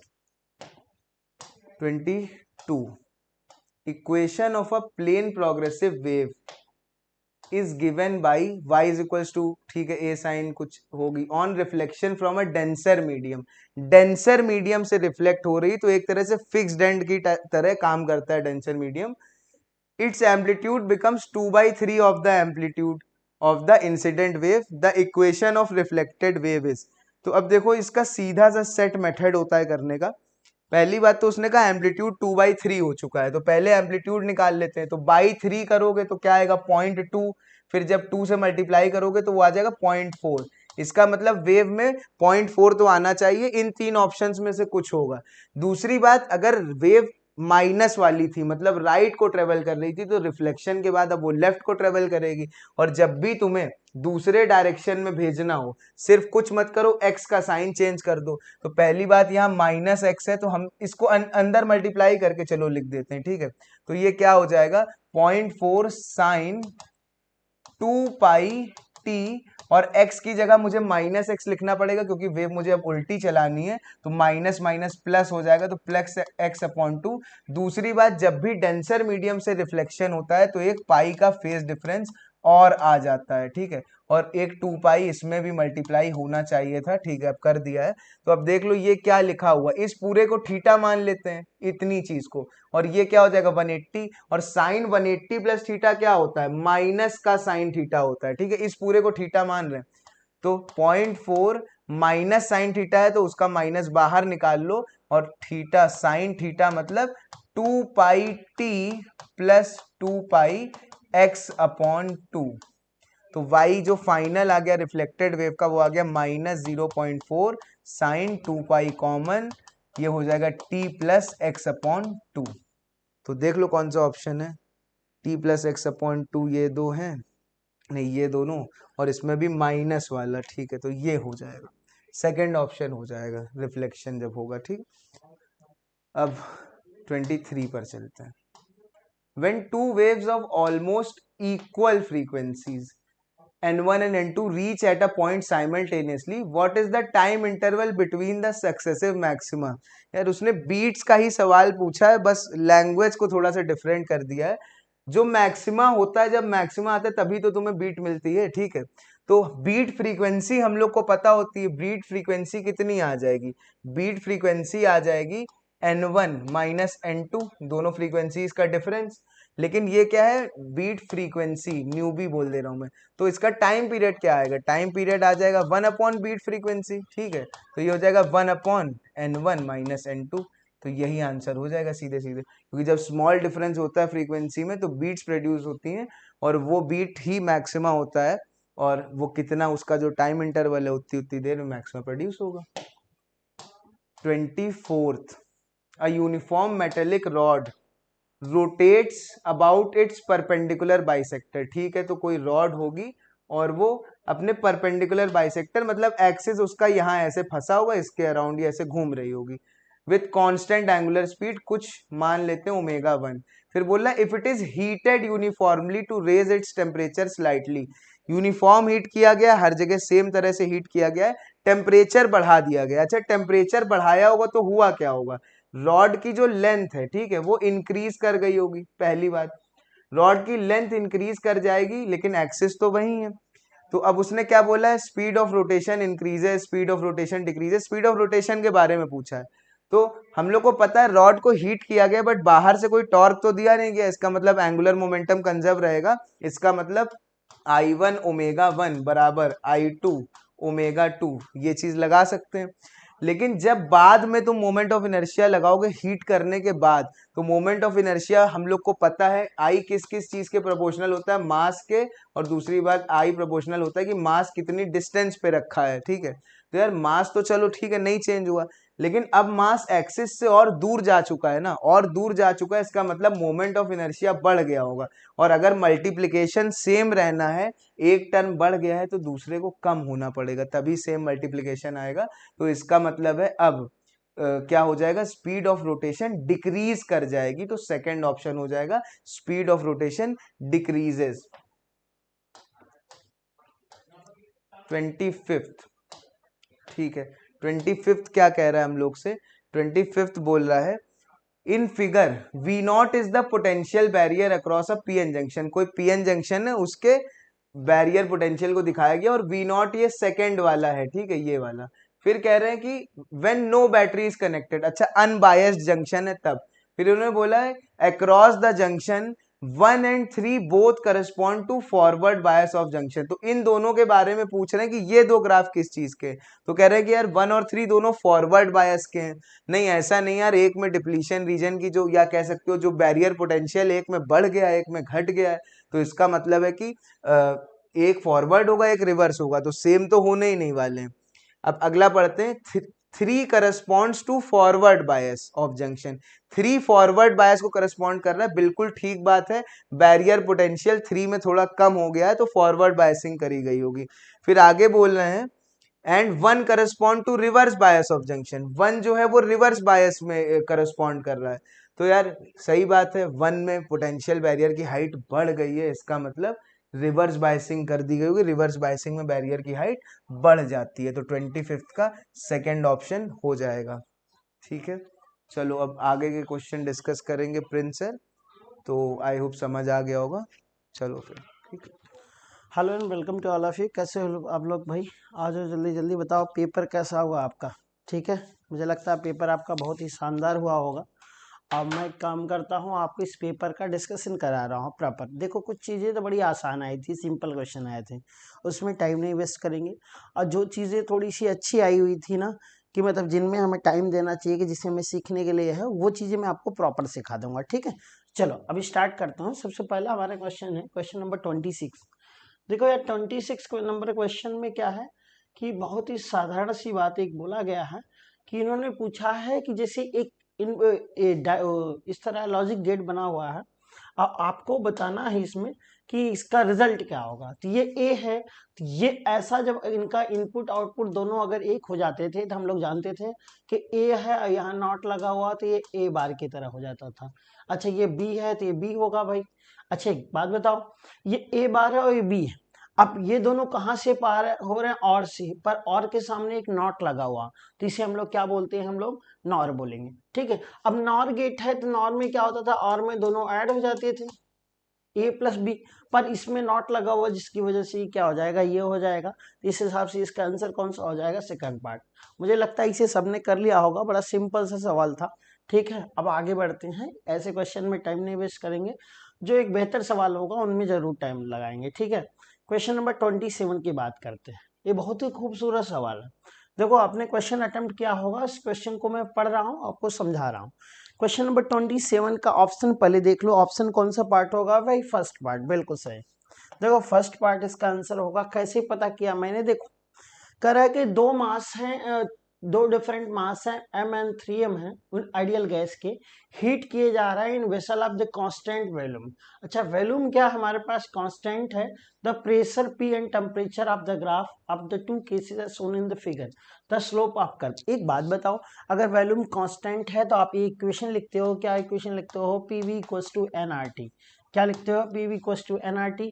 तो अगर वॉल्यूम आपका कांस्टेंट है तो ये क्या हो जाएगा, p e equals to n r upon v, यही होगा आपके पास। अच्छा, ये क्या है आपके पास, टी। ठीक है, अब एक बात बताओ कि आपके पास वॉल्यूम कांस्टेंट है तो पूरा टर्म आपका कांस्टेंट हो जाएगा, कोई डाउट तो नहीं है।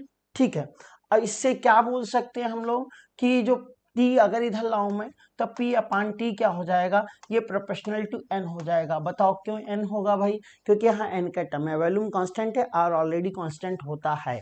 अच्छा, पी वर्सेस आपके पास टी ग्राफ है, पी वर्सेस टी ग्राफ है, तो आप क्या पढ़ते हो, पी वर्सेस टी ग्राफ का स्लोप जो होता है वाई अपन एक्स होता है, मतलब इसका जो स्लोप होगा, ये स्लोप ऑफ बी,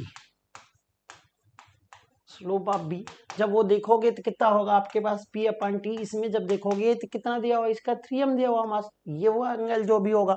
ठीक है, ये होगा इसका मास, 3m मास दिया है। अच्छा, mass divided by molecular mass होगा, क्यों, ऐसा क्यों बना रहा हूं, क्योंकि इसकी वैल्यू क्या होता है, p upon t proportional to क्या है, एन है।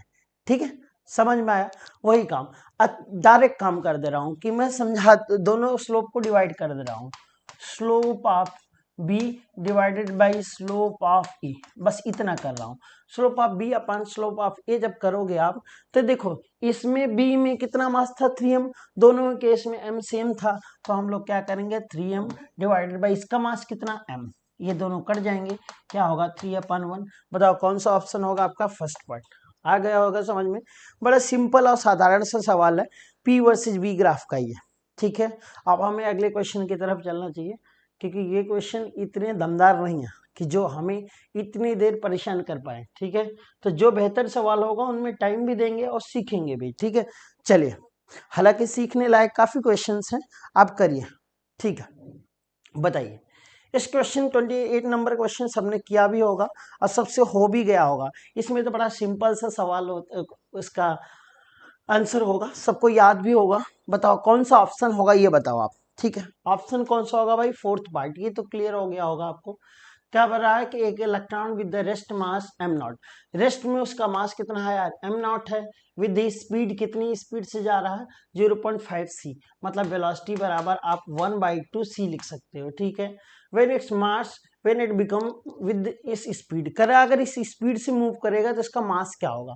हम लोग जानते थे कि अगर हम लोग मास को इस हिसाब से c की स्पीड के आसपास या c के कंपेरेबल दौड़ाते थे किसी मास को, तो उसका मास कुछ ऐसा हो जाता, m0 divided by root of 1/v² minus c²। यह फॉर्मूला आपको याद होगा, बस वही फॉर्मूला लगा दीजिए, यही पूछा गया है इसमें यार, m0 अपन रूट ऑफ क्या लिखोगे, 1 माइनस v की वैल्यू आपके पास क्या लिखा हुआ, 1/2c, तो 1/2c अपन c का होल स्क्वायर, तो ये c से c कट जाएगा, 1/2 स्क्वायर कितना होता है 1/4, तो 1 माइनस 1/4 कितना होता है 3/4, तो m0 रूट डिवाइडेड बाई 3/4, ये रूट 4 कितना हो गया, ऊपर जाएगा 2 हो जाएगा, तो क्या हो जाएगा 2m अपान होगा रूट 3, तो m0, तो कौन सा ऑप्शन होगा इसका, फोर्थ पार्ट। क्लियर हो गया होगा, चलिए, बहुत ही सिंपल है यार, ये बहुत सिंपल साधारण से सवाल है, और नीट के फेवरेट टॉपिक है, क्योंकि नीट ऐसे ही क्वेश्चन पे बहुत भरोसा करता है, और उन लोगों को लगता है कि अगर इस टाइप के क्वेश्चन बच्चे कर पा रहे हैं तो उनके कॉन्सेप्ट क्लियर है। और ऐसे बच्चे डेफिनेटली डॉक्टर बनने लायक भी होते हैं, क्योंकि उनका सोचना जो है सच में बहुत ही बेहतर है, क्योंकि कॉन्सेप्ट पूछना चाहते हैं आपसे, कैलकुलेशन करवाना नहीं चाहते हैं, आपको कैलकुलेटर नहीं बनवाना चाह रहे हैं, कंप्यूटर नहीं बनवाना चाह रहे हैं। चलो क्वेश्चन नंबर 29 पढ़ते हैं। क्या लिखा हुआ, in a hydrogen atom electron jump from n बराबर 4 से n बराबर 1 जा रहा है, then the minimum number of photons emitted. क्या बात है, बहुत ही बेहतरीन सवाल है कि मैक्सिमम लोग इसमें गलती करेंगे। n बराबर 4 है, n बराबर क्या है 1 कर यार। अच्छा इसके बीच में कौन कौन सी लाइनें आएंगी मैं बना दे रहा हूँ। n बराबर क्या होगा 3, n बराबर क्या होगा तुम्हारे पास 2। देखो हम लोग गलती क्या करते हैं, 4 में इलेक्ट्रॉन है, कर रहा है कि minimum number of photons emitted, अगर ये डायरेक्ट आ जाए। एक बात बताओ कि अगर इसे 4 से 1 आना है तो क्या क्या पॉसिबिलिटी है, ऐसे आए फिर यहाँ आए फिर यहाँ आए, ऐसे आएगा 3 फोटॉन निकलेगा, ऐसे आएगा 2 फोटॉन निकलेगा, और क्या पॉसिबिलिटी ऐसे आए फिर ऐसे आए तो कितनी फोटॉन निकलेगा 2 फोटॉन। पर ये डायरेक्ट अगर आ जाएगा तो एक ही तो फोटॉन निकलेगा यार।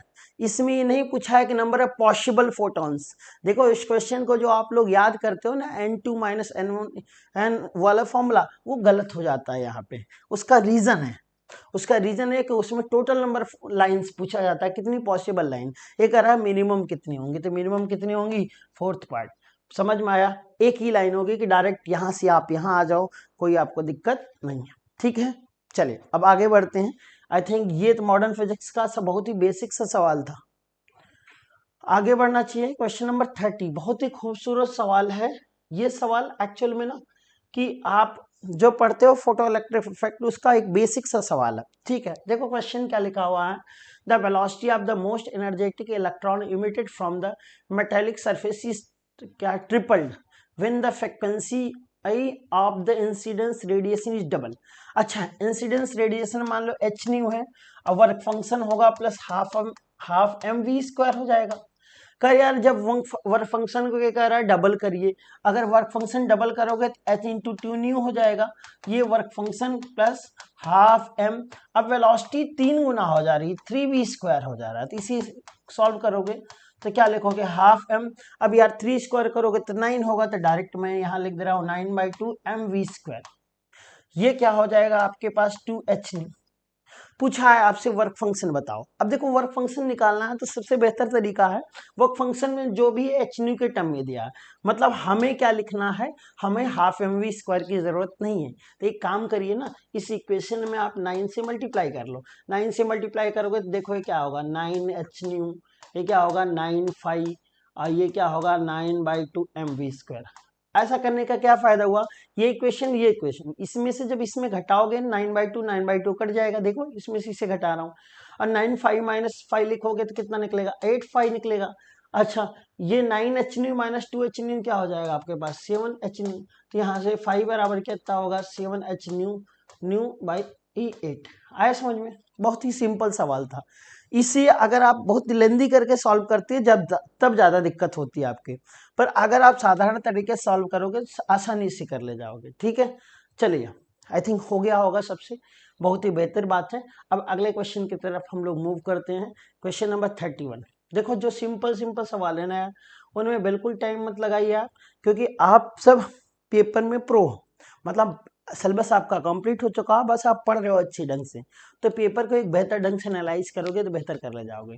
क्वेश्चन नंबर 31 देखिए क्या लिखा हुआ, heavy stable nuclei have more neutrons than proton, this is because. अच्छा एक बात बताओ, जो हैवी न्यूक्लियस होते हैं उनमें क्या होता है कि प्रोटॉनों की संख्या कम होती है एज कम्पेयर टू न्यूट्रॉनों को। आपने वो पढ़ा होगा n/z ratio less or equals to 1.6 होता है, क्यों स्टेबल होने के लिए, मतलब न्यूट्रॉन ज्यादा होते हैं जेड क्या होता है कम होता है।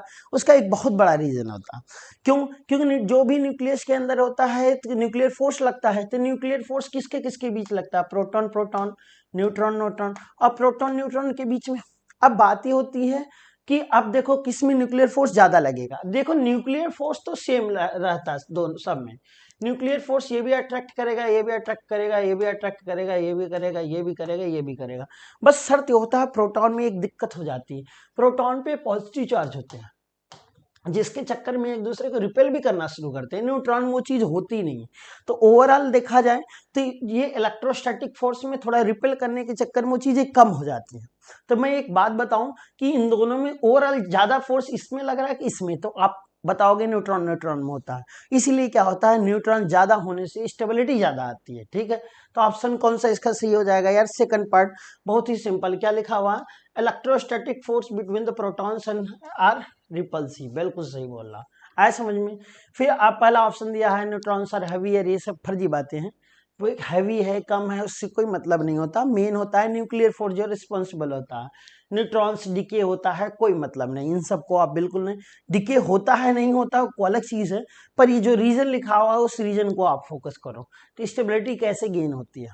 चलिए क्वेश्चन नंबर 32, यार ये सबका फेवरेट टॉपिक है, सब लोग जानते हैं, इसमें तो मुझे नहीं लगता किसी को बताना भी चाहिए कि आप ये जानते होगे। बताओ क्वेश्चन नंबर 32 क्या है, आंसर क्या होगा इसका। क्या हो रहा है कि idea of secondary wavelet, secondary wavelet के बारे में सबसे पहले किसने बताया था। ठीक है, वो आप नहीं पढ़ते हो, क्या बोलते हैं, वाईडीएससी। ठीक है, वाईडीएससी में सेकेंडरी वेवलेट या वेवलेट जो होते हैं, वेब फ्रंट वगैरह बनते हैं, तो सबसे पहले किसने बताया था यार, हाइजन ने बताया था।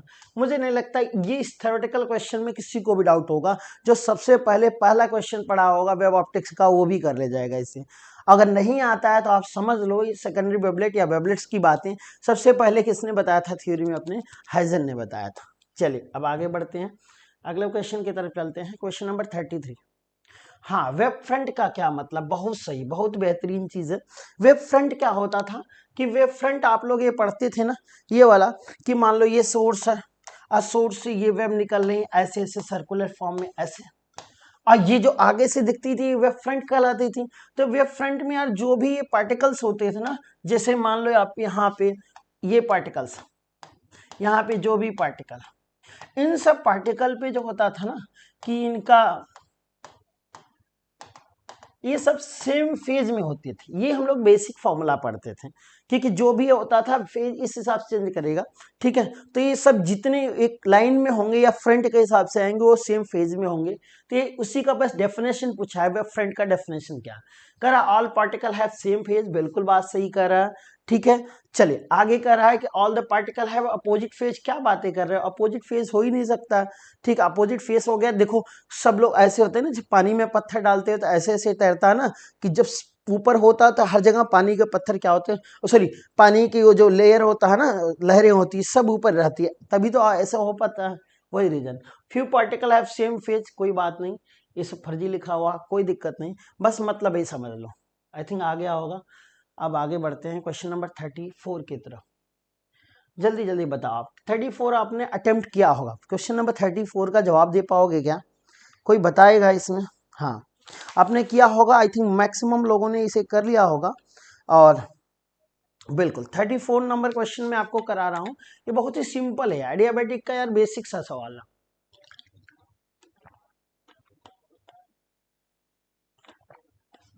ठीक है, चलिए एडियाबैटिक के बेसिक से सवाल क्या है, कह रहा है कि मोनोटॉमिक गैस, अच्छा मोनोटॉमिक गैस है, ठीक है, क्या कह रहा है इसमें, सडनली कंप्रेस किया जा रहा है 1/8 इनिशियल वैल्यूम, इनिशियल वैल्यूम मान लो v है, यहाँ से 1/8 मतलब v/8 पहुंचा दिया जा रहा है।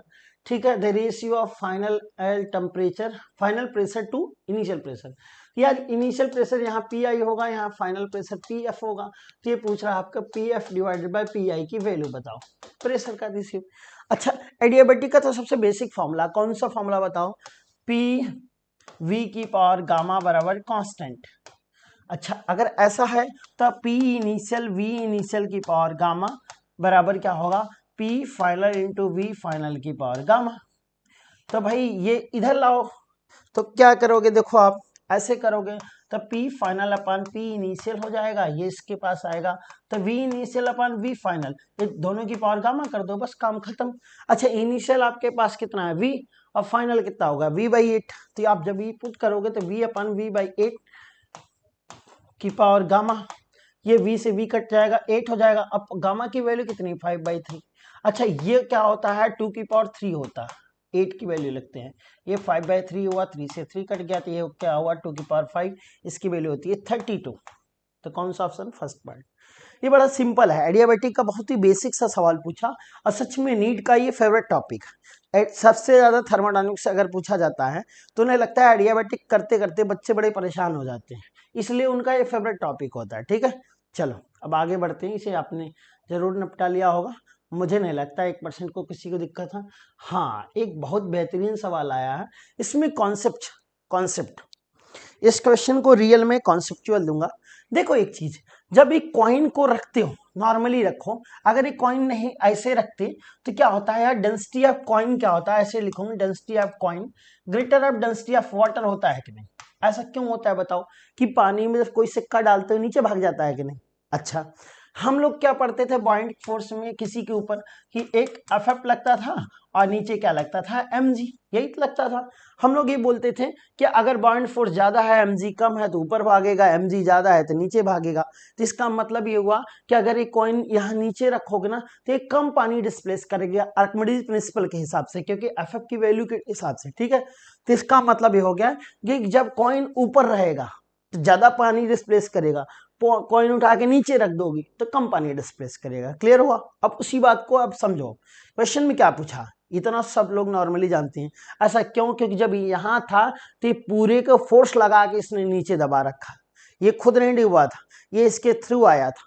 ठीक है, जब यहाँ था तो डायरेक्ट एफ इसके ऊपर लगने लगा, क्योंकि ओवरऑल जब इसके साथ था तो ये तैर रहा था, अब यहाँ ये डूब जाता। ठीक है, अब सुनो बात ये कि जब यार क्वेश्चन में बोला है कि जब इसे कॉइन को इधर गिरा दोगे तो बताओ ये हाइट बढ़ेगी, ये लेंथ बढ़ेगी कि नहीं? एक बात बताओ, सुनो, कि जैसे आप कॉइन को इसमें डुबो दोगे तो पहली बात यह है कि जितना वो थ्रस्ट लगा रहा था उतना लगा नहीं पाएगा, और जिसकी वजह से क्या होगा कि ये वाटर लेवल ऑटोमेटिक क्या हो जाएगा, इंक्रीज हो जाएगा।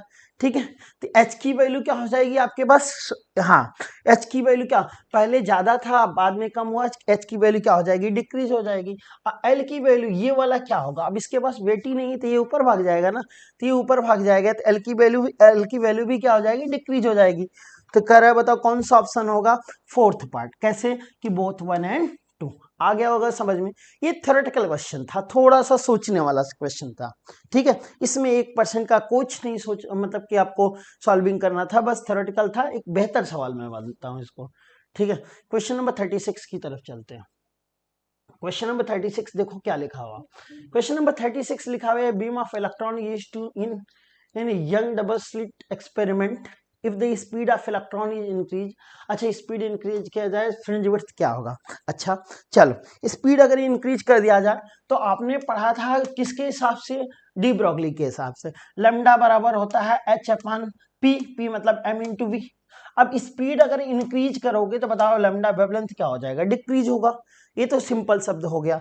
अगर ये आपको क्लियर हो गया तो फ्रिंज विड्थ का आप फॉर्मूला पढ़ते हो, capital D lambda divided by small D, ये तो पढ़ते ही हुआ। तो इसका मतलब हो गया कि लैम्डा अगर डिक्रीज कर रहा है तो ऑटोमेटिक बताओ फ्रिंज विड्थ क्या हो जाएगा, डिक्रीज हो जाएगा। मतलब इन्होंने दो फॉर्मूले को मिक्स करके तुमसे पूछ लिया। ठीक है, तो ये चीजें हमें थोड़ा दिमाग में रखना होता है, ऐसे क्वेश्चन की जरूर प्रैक्टिस करो, क्योंकि ये मैं मानता हूं कि ऐसे क्वेश्चन जरूर आ सकते हैं। तो बताओ कौन सा ऑप्शन होगा इसका, फर्स्ट पार्ट डिक्रीज, क्योंकि ये क्या हो जाएगा, फ्रिंज विड्थ डिक्रीज हो जाएगा। ठीक है, हाँ, ऐसे क्वेश्चन जरूर आ सकते हैं, क्योंकि इन क्वेश्चंस की प्रोबेबिलिटी ज्यादा इसलिए होती है क्योंकि ये प्रॉपर कॉन्सेप्ट पूछने वाले सवाल है। चलो, ये क्वेश्चन नंबर 37, इसमें एक फॉर्मूला लगता है जिस फॉर्मूले को आप लोग जानते भी हो और कुछ लोग नहीं जानते हैं, तो मैं उन्हें बता भी दूंगा, परेशान बिल्कुल मत हो। आप इसे छाप लो, देख लो एक बार, फिर बात करते हैं। देखो क्या लिखा हुआ, दो कॉन्वेक्स लेंस है, डिफरेंट फोकल लेंथ। यार एक कॉन्वेक्स लेंस है, इधर है फोकल लेंथ f1 है, एक कॉन्वेक्स यहाँ मान लो फोकल लेंथ f2 बोल रहा है। ठीक है, place at distance equal to the sum of focal length. अच्छा, इनके बीच का जो डिस्टेंस d है ना, उसकी वैल्यू है कि इसका फोकल लेंथ प्लस इसका focal length f1 plus f2 के बराबर है। ठीक है बात है भाई, कर power of this lenses, power क्या होगा? अच्छा एक बात बताओ, इसका पावर P1 बोलो, इसका पावर P2 बोलो, तो P1 की वैल्यू आप क्या पढ़े हो, P1 बराबर 1/f1 पढ़े हो, और P2 की वैल्यू आप क्या पढ़े हो, 1/f2 पढ़े हो। ठीक है, बस यूज कर रहा हूं मैं उसी चीज को। आप फॉर्मूला पढ़ते हो कि नेट पावर क्या होगा इन दोनों के कॉम्बिनेशन का। अब देखो, जब ये पास में हो जाते हैं तो सिंपल P1 प्लस P2 कर देते हो, पर इनके बीच में, दो लेंस के बीच में अगर डिस्टेंस होता है तो फॉर्मूला लगाते हो आप P1 plus P2 minus D into P1 into P2, ये फॉर्मूला लगाते हो। ठीक है, क्या ये क्लियर है? बिल्कुल, बस उसी चीज को मैं लगाने वाला हूँ। तो P1 प्लस P2, अब मैंने लिखा, क्या लिखा, P1 प्लस P2 लिखा और ये माइनस लगाया। D की वैल्यू आपके पास क्या है, F1 प्लस F2। अच्छा, D को मैं P के टर्म में लिखना चाह रहा हूँ। देखो D बराबर क्या लिख सकता हूँ, F1 प्लस F2। वहां F1 की वैल्यू क्या होगा, उल्टा कर लो तो 1/P1 लिखोगे, तो 1/P1 प्लस 1/P2 करोगे, ये आपके पास D हो जाएगा। अगर ये D आ जाएगा तो D के बजाय आप लिख लो 1/P1 प्लस 1/P2 और ये P1 P2 से मल्टीप्लाई कर दो, बस मल्टीप्लाई कर लो, बस हो गया काम खत्म। तो ये क्या हो जाएगा आपके P1 प्लस P2, देखो माइनस, जब ये P1 P2 इससे मल्टीप्लाई करेगा P1 से तो P1 कट जाएगा, तो क्या बचेगा, P2 बचेगा। इससे मल्टीप्लाई होगा तो P2 कट जाएगा, P1 बचेगा। यार ये P1 प्लस P2, ये P1 प्लस P2 ये आपस में पूरा कैंसिल हो जाएगा, आंसर क्या आ जाएगा, 0। कौन सा पार्ट, फर्स्ट पार्ट। बहुत ही बेहतरीन सवाल, इतना बेहतरीन बना दिया गया है ना इस सवाल को कि तुम पूरी सॉल्विंग करो, 0 कर दो। हाँ, हालांकि ये भी लोग बोलते हैं कि अगर ऑप्शन में 0 लिखा है तो मोस्ट प्रोबेबिलिटी चांस होता है 0 आने का, ठीक है, पर हमें उस तुक्के पे नहीं जाना है, पर हमें कॉन्सेप्ट से करना है वो बात, हालांकि इस बार प्रूव हो गई, ठीक है। चलो अब आगे बढ़ते हैं क्वेश्चन नंबर 38 की तरफ। बहुत ही सही, बहुत ही बेहतरीन सवाल आया। ये भी एक आपका रे ऑप्टिक्स का सवाल है। रे ऑप्टिक्स में आपने जरूर एक क्वेश्चन किए होंगे, बस उसी चीज को मैं लिख रहा हूँ, ठीक है। कह रहा है कि एक एंगल ऑफ प्रिज्म है A, if the angle of minimum deviation, अच्छा मिनिमम डेविएशन की वैल्यू, डेल मिनिमम की वैल्यू दिया है, डेल मिनिमम की वैल्यू होती है 180 माइनस 2a दिया है, ठीक है। रिफ्रैक्टिव इंडेक्स, अच्छा ये तो यार सिंपल फॉर्मूला आप पढ़ते हो, रिफ्रैक्टिव इंडेक्स क्या होता है आपके पास, आपने पढ़ा होगा इसको, ये sine a plus del minimum apex angle divided by 2 divided by sine of del minimum, sorry a by 2, ये होता है फॉर्मूला, बस पुट कर दो, साइन हो गया। देखो साइन ए प्लस डेल की वैल्यू कितनी है आपके पास, 180 minus 2a, 180 minus 2a divided by क्या लिखोगे, 2 डिवाइडेड बाई क्या लिखोगे, साइन ए बाई 2। बस भाई इसी की सॉल्विंग करना है, सॉल्विंग आप करोगे, देखो क्या आएगा आपके पास।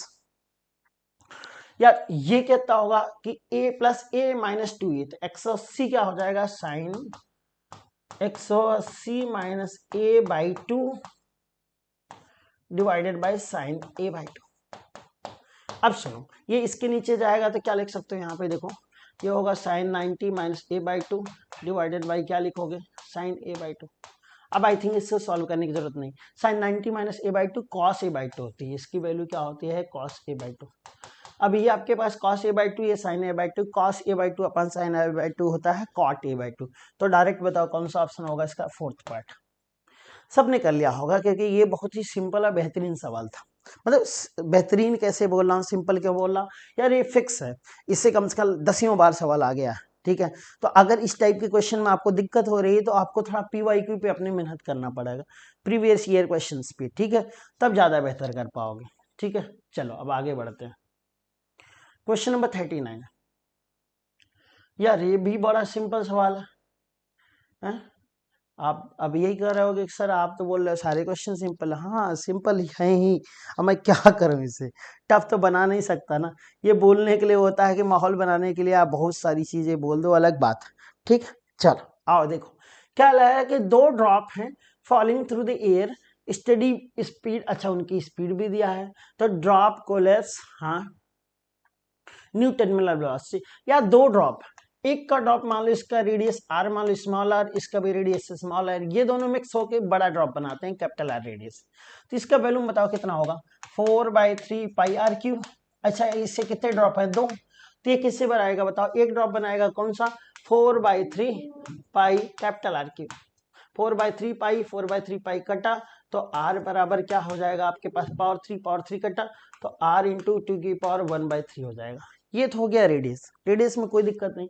अब आप टर्मिनल वेलोसिटी का फॉर्मूला पढ़ते हो, प्रोपोर्शनल टू r स्क्वायर आता था, याद करो टर्मिनल वेलोसिटी 4/9 n वाला, ठीक है बिल्कुल। हाँ मैक्सिमम क्वेश्चन टर्मिनल वेलोसिटी का ये आता, अगर किसी ने ध्यान से PYQ किया होगा तो ये भी रिपीटेड सवाल है, जितने क्वेश्चन है, क्योंकि ये नहीं कर रहा हूँ कि डेटा मैच करता, पर लगभग सारे फैक्ट मैच कर जाते हैं, 100% मैच करते हैं, ठीक है, बस आपको मेथड मालूम होना चाहिए। अब बता करना हमें टर्मिनल वेलोसिटी का उनका रेशियो, हाँ पहले टर्मिनल वेलोसिटी कितना है, V terminal first proportional to पहले रेडियस कितना था r square, v terminal second proportional to, अब रेडियस कितना है आर स्क्वायर, बस डिवाइड कर लो आप।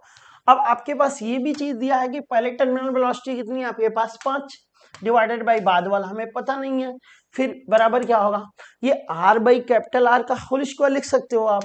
आर की वैल्यू क्या है आपके पास आर हो गया, अब कैपिटल आर की वैल्यू आपने यहां से सॉल्व किया है, कितना लिखा है यार, ये स्मॉल आर इंटू 2 की पावर 1/3 की पावर क्या हो जाएगा 2, एक आर से एक आर कटा तो 5/v, अच्छा रिवर्स कर देता हूँ, तो v/5 बराबर तुम्हारे पास हो जाएगा 2 की पावर, ये देखो 1/3 और 2 करोगे तो 2 की पावर 2/3 हो जाएगा, उधर फेंको तो v बराबर क्या होगा 5 इंटू 2 की पावर 2/3। तो बताओ कौन सा ऑप्शन सही होगा आपके पास। हाँ, इस 2 को अंदर ले आओगे, देखो ऑप्शन बहुत बेहतरीन बना दिया है, 2 स्क्वायर को अंदर लाओगे तो 5 इंटू क्या लिखोगे 2 की पावर 1/3, देखो ये 2 की पावर 2 कितना होता है 4, तो क्या लिखोगे आप 5 इंटू 4 की पावर 1/3। बहुत ही बेहतरीन ऑप्शन बनाया, मतलब इसने क्वेश्चन तो तुच्छा सा था, 2 कौड़ी का था, पर है कि इसने ऑप्शन को बहुत महंगा बना दिया। तो ऑप्शन कौन सही होगा आपका थर्ड पार्ट आ गया। चले, बहुत बेहतर, सच में एक खूबसूरत सवाल है, इसमें तो कोई दो राय नहीं है, पर ये रिपीटेड सवाल है, रिपीटेड 1% सवाल नहीं बोलूंगा कि अलग से आया, ठीक है, रिपीटेड सवाल है। चले आगे बढ़ते हैं, क्वेश्चन नंबर 40 की तरफ चलते हैं। आ गया फिर से थ्योरेटिकल सवाल यार, अब इस सवाल तो सबने कर लिया होगा। हाँ, इसमें एक बहुत बड़ा कंफ्यूजन होता है सबके दिमाग में, वो कंफ्यूजन आज मैं क्लियर करने वाला, बिल्कुल। बताओ पहले ऑप्शन कौन सा पॉसिबल है, क्या लिखा हुआ है, ray of light travelling in a water, incidence on its open surface, फिर क्या जा रहा है, angle of incidence theta less than critical angle, then there will be. अच्छा एक बात बताओ कि ये मान लो आपके पास ये सरफेस है, ये आपके पास वाटर है यार, ये क्या है आपके पास एयर है, यहां से आपकी लाइट जा रही है, वो क्रिटिकल एंगल मान लो, क्रिटिकल एंगल वो होता है जब 90 डिग्री पे जाता था, उससे कम है। अच्छा कम होता था, हम लोग क्या जानते थे कि अगर इसका एंगल कम है तो ये क्या हो जाता था, टोटली पूरी तरह ये क्या हो जाता था, रिफ्रैक्ट हो जाता था, यहाँ आगे निकल जाएगा, नहीं यार, जब भी होता है ये फेनोमेना ऑलवेज होता, जहां रिफ्रैक्शन हो रहा है वहां रिफ्लेक्शन भी होगा, ट्रांसमिशन होगा, तीनों होते हैं, ठीक है, एब्जॉर्प्शन तीनों होते हैं। हालांकि हम लोग 2 ही चीज मेनली पढ़ते हैं, एक रिफ्रैक्शन पढ़ते हैं, एक रिफ्लेक्शन पढ़ते हैं, तो ये कुछ रेज तो यहाँ रिटर्न भी हो जाएंगे, ठीक है। ये रियल आइडियल कंडीशन होता है कि जब लाइट जाएगी पूरा निकल जाएगी, क्योंकि 100% कभी आज तक पॉसिबल नहीं है। उसी बात को लेकर एनसीईआरटी का लाइन है, देख रहे हो आप, कितना बेहतरीन सवाल है। क्या लिखा हुआ है, कौन सा ऑप्शन, ओनली रिफ्लेक्टेड, पहली बात यही कट कर दो, ओनली रिफ्लेक्टेड गलत कर दो तुरंत, क्योंकि ओनली तो होगा ही नहीं, कह रहा है रिफ्लेक्टेड रे एंड रिफ्रैक्टेड रे angle between them is 180/2 theta, ये भी तो आप जानते होंगे, ये थीटा है तो ये क्या होता था, थीटा होता था, और ये थीटा होगा तो ये टोटल कितना होता है 180, तो ये कितना होता है 180 और -2 थीटा, ये थीटा जानते होंगे आप, ठीक है, कर लिया, बात तो इनका सही है। तो कौन सा ऑप्शन होगा इसका, थर्ड पार्ट तो बेहतर ऑप्शन। फोर्थ पार्ट भी पढ़ लेते हैं, जब बैठे हैं हम लोग, देख ही रहे हैं, रिफ्लेक्टेड रे एंड रिफ्रैक्टेड रे making angle between them would be greater than 180 - 2 theta, नहीं 180 - 2 थीटा से ज्यादा नहीं हो सकता यार, ये पॉसिबल ही नहीं है। क्यों नहीं पॉसिबल है, क्योंकि ये थीटा है, ये आर होता है आपके पास, ये थीटा आर, ये आर की वैल्यू थीटा से ज्यादा है, तो जो भी वैल्यू होगी एक्स टोटल होता है यहाँ से यहाँ तक 180, तो 180 - 2 थीटा से कम ही होना पड़ेगा, मजबूरी है उसकी, ठीक है, कम ही, मतलब ये ज्यादा होगा वो वैल्यू कम होगी, ठीक है, समझ में आया। चलो आगे बढ़ते हैं, क्वेश्चन नंबर 41, ये भी थ्योरेटिकल सवाल आ गया, और थ्योरेटिकल ऐसे नहीं बड़े टफ बड़े खतरनाक सवाल हैं कि जिसे करने के बाद पसीना आना चाहिए, नहीं पसीना आएगा ही क्यों, हाँ ठीक है। क्या लिखा हुआ है कि कौन सा ऑप्शन सही, de Broglie wavelength of lighter particle independent of the charge on nature of particle, lighter particle lesser the de Broglie wavelength, या लैम्डा बराबर होता है आपके पास h/m/v, यही आप जानते हैं। पहला ऑप्शन कर रहा है लाइटर पार्टिकल, मतलब जिनका मास कम होगा, इनका मास कम है, और क्या बोल रहा है, lesser the de Broglie wavelength, और डी ब्रॉगली वेवलेंथ इसका कम होगा, पूरी तरह गलत बोल रहा है यार। अगला कह रहा है de Broglie wavelength of A particle independent of the charge and nature of particle, बिल्कुल सही कह रहा है, चार्ज की तो बात ही कहीं नहीं है, ठीक है। तो कौन सा ऑप्शन होगा, सेकंड पार्ट, ठीक हो गया। बाकी ऑप्शन तुम पढ़ो ही नहीं है, कोई मतलब ही नहीं इन्हें पढ़ने के लिए, इलेक्ट्रोमैग्नेटिक कोई नहीं। ठीक है, चलो अगले सवाल की तरफ चलते हैं। ये सिंपल सिंपल 2 कौड़ी के सवाल, ये फॉर्मूला आ गया। अब बताओ, ये नीट में लग रहा है 10 बार पूछ लिया होगा और लोगों को रट्टा भी याद भी हो गया होगा। ठीक है, इसका फॉर्मूला मैं लिखूं, कोई भी आर्क की वजह से क्या लिखते थे, डायरेक्ट आंसर लिखूंगा इसमें। मैं बिल्कुल नहीं बताने वाला हूँ, क्योंकि इस टाइप का सवाल आप जानते हो, नहीं जानते हो तो जान लो आज कि ये इनके बीच का अगर एंगल थीटा है तो यहाँ इलेक्ट्रोमैग्नेटिक वेव इधर होता था, और इलेक्ट्रोमैग्नेटिक वेव जो होता, सॉरी इलेक्ट्रिक फील्ड जो आता था आपके पास, वो होता था आपके पास 2k lambda upon r radius, और ये क्या लिखते थे, साइन पूरा आधा कर दो, साइन थीटा बाई 2 कर दो। ठीक है, बस काम खत्म। वही काम यहाँ लगा दो आप। ये थीटा कितना, ये है 270 डिग्री, 270 डिवाइडेड बाई 2 करोगे तो कितना होगा, 135 बीचों बीच हो जाएगा। बताओ 2 इंटू के की वैल्यू क्या लिखोगे, 1/4 पाई एप्सिलॉन नॉट, और ये क्या हो जाएगा आपके पास, लैम्डा हो जाएगा। ये साइन कितना हो जाएगा, 135 डिग्री, आधा एंगल 135 होता है, 90 प्लस कितना होता है, 90 प्लस 45, और साइन 90 प्लस 45 होता है sine 1 cos 1 by root, sorry cos 45, तो 2 into 1/4 pi epsilon naught lambda, और इसकी वैल्यू होती है 1/√2। तो 2 से 2 कटा आपके पास, तो कौन सा ऑप्शन हो जाएगा आपके पास, lambda upon 2 pi epsilon not √2। देखते हैं कौन सा ऑप्शन सही है। हाँ, इंटू रेडियस, कौन सा ऑप्शन सही है, थर्ड पार्ट। बहुत ही बेहतर, यार बेहतर सवाल नहीं बोलूंगा, इस सवाल को बिल्कुल बेहतर नहीं बोलूंगा। जो क्वेश्चन है ही नहीं उस लायक तो उसे बिल्कुल मत बोलिए। इस टाइप के क्वेश्चन आपने किया भी होगा, सबको याद होते हैं ऐसे टाइप के आंसर।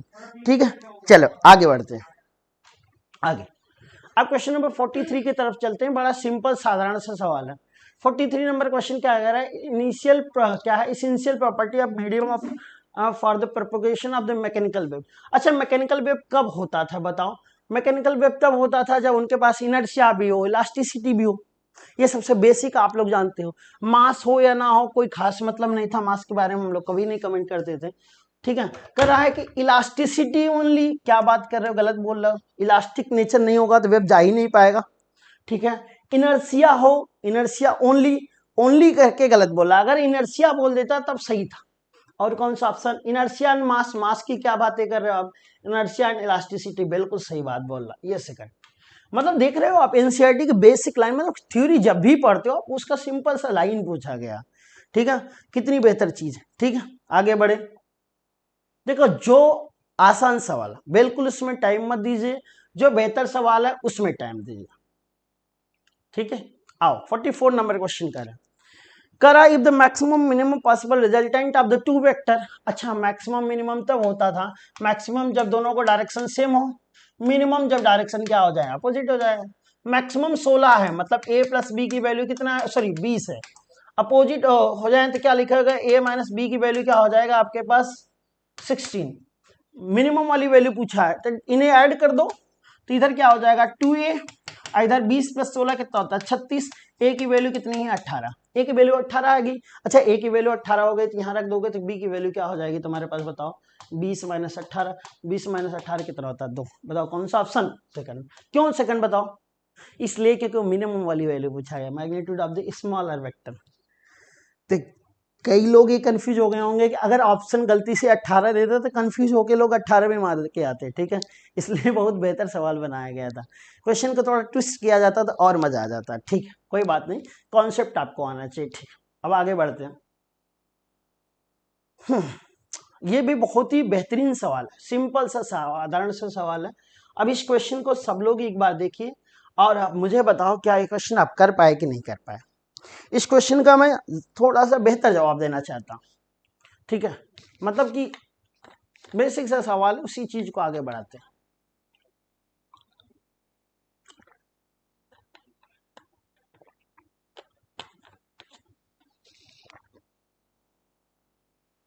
चलो आगे बढ़े। ठीक है, कर two bodies of the different mass, दो बॉडीज हैं उनके डिफरेंट मास है, thrown from the top of tower, one is vertically upward direction and while other in vertically downward direction, initial velocity दोनों के सेम होंगे।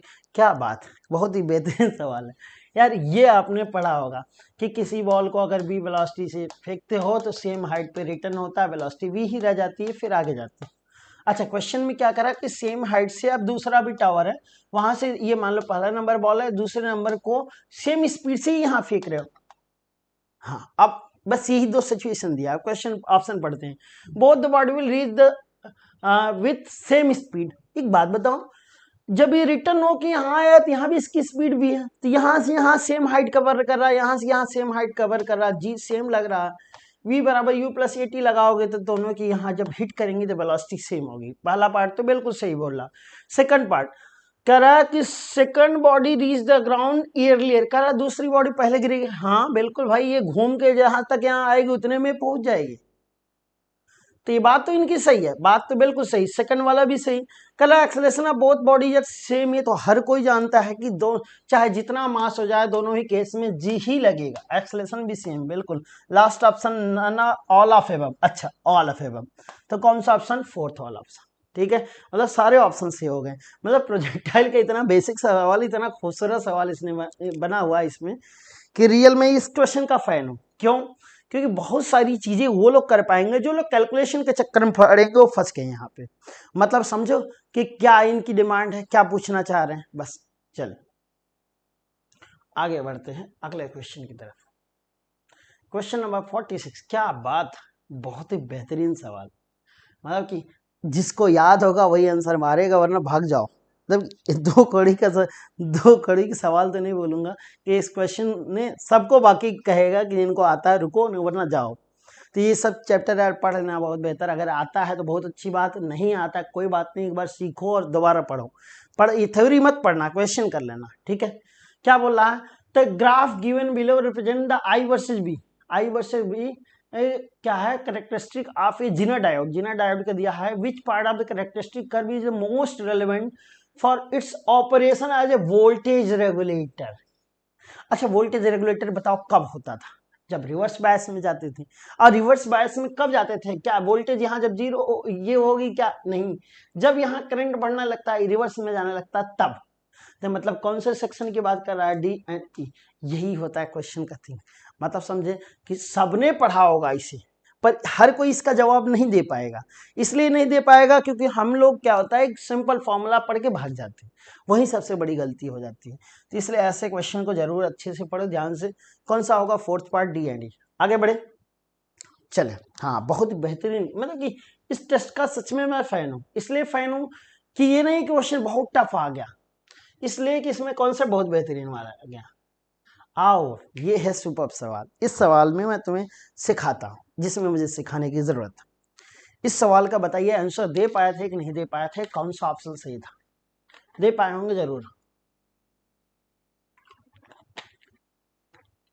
करें find the resistance between A and B in the given circuit. A और B के बीच में resistance क्या होगा? हाँ देखो, ये 10/5।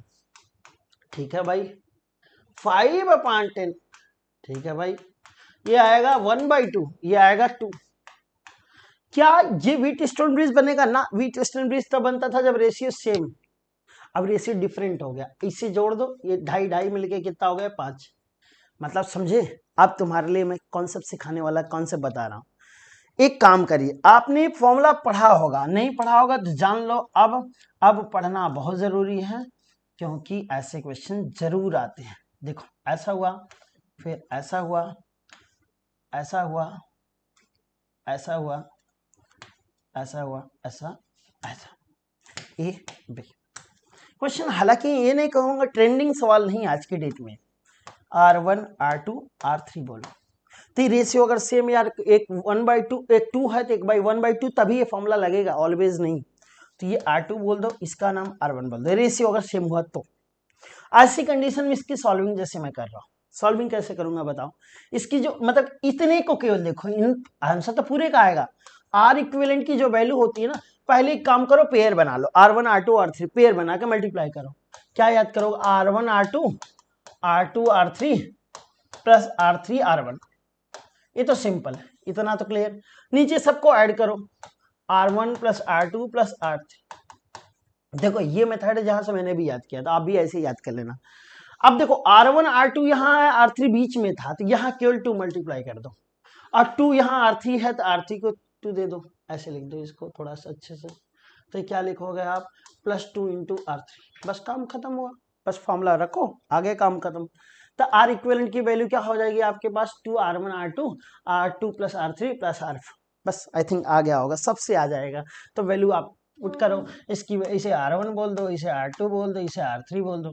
R1 प्लस R2 पहले, तो 2 इंटू 10 गुणे 5 कितना होगा 50, प्लस इन्हें मल्टीप्लाई करो 25, इन्हें मल्टीप्लाई करो कितना हो जाएगा 50, डिवाइडेड बाई जोड़ो इनको, इन दोनों को जोड़ो कितना हुआ 15, 15 प्लस 2 गुना करते थे तो 15 प्लस 10 कितना होगा 25, ऊपर कितना होगा आपके पास 175, 100, हाँ 175 डिवाइडेड बाई 25, ये कितना होता है 57 होता है, 7 ओम।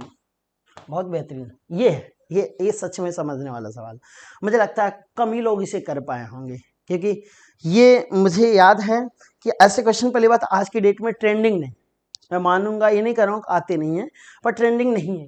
फिर ये नीट का है, सॉरी एनसीईआरटी का, तो आने के चांसेस बिल्कुल है। तो ये सारी चीज थोड़ा दिमाग में रखोगे जैसे फॉर्मूले, तो ज़्यादा बेहतर कर पाओगे, क्योंकि वीट स्टोन ब्रिज मैक्सिमम लोगों को आता है, ये सारी चीज़ें नहीं आती।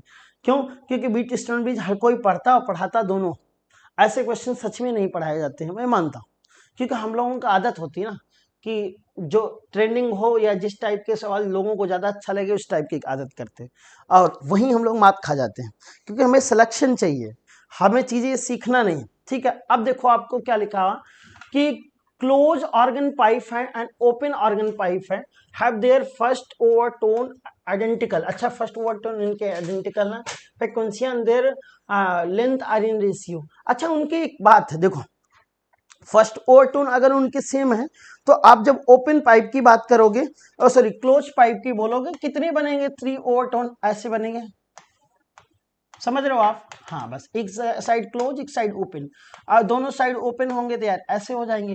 तो यहाँ देखो 1 2 3 3 लूप बोल सकते हो, 3 इंटू फ्रिक्वेंसी डिवाइडेड बाय, दोनों के फ्रिक्वेंसी देखो सेम दिया, तो फ्रिक्वेंसी सेम दिया तो 4 इंटू एल सी बोलोगे क्लोज। क्या लिखोगे इसमें, इसमें तो 2 ही बनेंगे, तो 2 into frequency divided by 2 into l c, l o बोलोगे ओपन। बस सॉल्व कर लो यार, फ्रिक्वेंसी से फ्रिक्वेंसी कट गया, 2 सी 2 कट गया आपके पास, तो आपके पास एल ओ इधर, एल सी को उधर फेंक दो, एल सी को उधर फेंक दो, क्या हो जाएगा एल सी अपन एल ओ की वैल्यू क्या हो जाएगी आपके पास 3/4। ये पूछा था क्या क्वेश्चन में? ठीक है, तो कौन सा ऑप्शन होगा इसका, थर्ड पार्ट। हाँ, ये भी एक अच्छा सवाल था, पर ये इसलिए अच्छा था कि ये नहीं कि सॉल्विंग ज्यादा था, इसलिए कि इस टाइप के क्वेश्चन केवल कॉन्सेप्चुअल आते हैं। ठीक है, चलिए अब मुझे लगता है आगे बढ़ना चाहिए कि ऐसे क्वेश्चन सच में आसान और साधारण से हैं। ये आया आपके पास एक बेहतरीन सवाल, बेहतरीन इसलिए नहीं कि इसमें बहुत ज्यादा हो, ये कनॉट इंजन तो सब लोग पढ़ते हैं, इफिशिएंसी वाले में लोगों को बहुत कंफ्यूजन होता है। अब सुनो, कर है एक कनॉट रिवर्सिबल इंजन है, कन्वर्ट 1/6 ऑफ हीट, मतलब इफिशियंसी की वैल्यू कितना है 1/6, ये बराबर इफिशियंसी का फॉर्मूला लिखो 1 - T2/T1, ये जानते हो कि सोर्स सिंक टेम्परेचर। ठीक, चल अब वही जानते हो, वही फॉर्मूला डायरेक्ट लगा दिया। Current temperature of sink is reduce to 62। अच्छा, सिंक ये होता है सिंक का टेम्परेचर, ये होता है सोर्स का टेम्परेचर, और सिंक का टेम्परेचर 62 से घटाया जाए तो 1 - T2 - 62 डिवाइडेड बाई क्या लिखोगे T1, सोर्स का वही रहे, इफिशियंसी क्या हो जा रहा है 1/3, बस काम खत्म। Temperature of the source and sink दोनों का टेम्परेचर आपको बताना है, काम खत्म। अब क्वेश्चन ऐसे सच में कर ले जाओगे आप, क्या लिखोगे, इसको इधर लाओ इसको इधर लाओ, तो क्या करोगे T2/T1 लिख लो, और ये क्या हो जाएगा आपके पास, देखो ये वो होगा 1 - 1/6, इसे सॉल्व करोगे कितना होगा 5/6, ये T2/T1 हो गया। अच्छा, यहाँ जब इसे इधर लाओगे तो 1 - 1/3 कितना हो जाएगा T2 - 60, इसके T1 को इसके नीचे ले जाओ, देखो T1 के इसके नीचे लाओ, तो T2 - T1 - 62 divided by T1 बराबर क्या हो जाएगा 1 - 1/3 कितना होता है 2/3, बस इसकी वैल्यू यहाँ 5/6 रख दो, यहाँ 5/6, इसको इधर लाओ इसको इधर। ठीक है, मतलब सॉल्व कर ले जाओगे, अब मैं समझा दे रहा हूँ, मुझे नहीं लगता इसमें सॉल्विंग की कोई खास जरूरत है। तो T2/T1 की वैल्यू आप यहाँ रख दो, कितना लिखोगे आप 5/6 लिखोगे, माइनस, तो ये कितना हो गया आपके पास यार 62 डिवाइडेड बाई T1 बराबर कितना होगा आपके पास, उधर कितना लिखा हुआ था आपके पास 2/3, 2/3, बस खत्म। 2/3 इधर लाओ, इसको इधर लाओ, तो 6 to 2/T1 बराबर होगा 5/6 माइनस 2/3। तो एलसीएम ले नीचे 6 आएगा, तो 5 - 4 कितना होगा 1। तो आप इधर ले आओ बस। T1 बराबर कितना होगा 62 × 6। 6 से मल्टीप्लाई करोगे 6 दूनी 12, 36, 1 37। T1 की वैल्यू 372। 372 कहाँ ऑप्शन में, केवल एक ही जगह। हालांकि आप चाहो T2 की वैल्यू सॉल्व भी मत करो, पर कर लेना, ये नहीं कर रहा हूँ, आप मत करना कि T2 की वैल्यू सॉल्व करने के लिए बस इसी इक्वेशन में रख दो, तो क्या हो जाएगा, इधर लाओगे तो सॉल्व भी कर दे रहा हूँ मैं। T2 बराबर कितना होगा 5/6 इंटू T1 की वैल्यू कितना निकाला 372। 6 से कट करोगे तो अभी तो आया है 62। 62 × 5 कितना होता है 310। तो T2 की वैल्यू भी आ जाएगी आपके पास। T2 T1 दोनों आ गए। मतलब एक फॉर्मूला क्या लगा ना वो देखो, बाकी सॉल्विंग तो आपको आता भी है और नहीं आता तो मैं बाकी बता ही दे रहा हूँ, उसमें कोई दिक्कत नहीं होना चाहिए।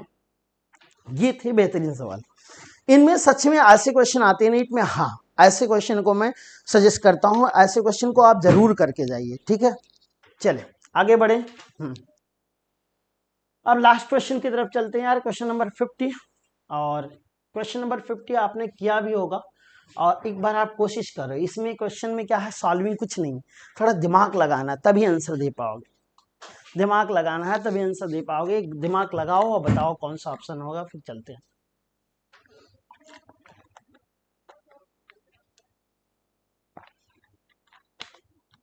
चले देखो, हाँ बहुत सही, शाबाश। देखो क्या लिखा हुआ है कि पोजीशन वर्सेस टाइम ग्राफ दिया है आपके पास, इसका मास भी दिया है। What is the time interval two consecutive impulse. सुनो यार, एक्स वर्सेस टी ग्राफ का स्लोप क्या होता है, एक्स अपन टी करोगे, एक्स अपन टी क्या होता है वेलोसिटी। तो देखो यार 0 से 2 में वेलोसिटी पॉजिटिव और ये 2 से 4 में वेलोसिटी निगेटिव हो जा रही है। तो वेलोसिटी मतलब मान लो पहले इधर जा रही थी पॉजिटिव, फिर रिटर्न होकर इधर जा रही थी निगेटिव, तो अचानक से अगर वेलोसिटी चेंज हो रही, इस पॉइंट पे चेंज हो रही, यहाँ से यहाँ के बीच में, तो इसका मतलब हो गया अगला इंपल्स जब होगा, अगली बार टकराएगा तो 2 से 4 पे है, 4 पे भी देखो फिर से चेंज हुआ, फिर आगे चेंज हुआ, आगे चेंज, तो कितनी कितनी लेंथ के बाद चेंज हो रहा है।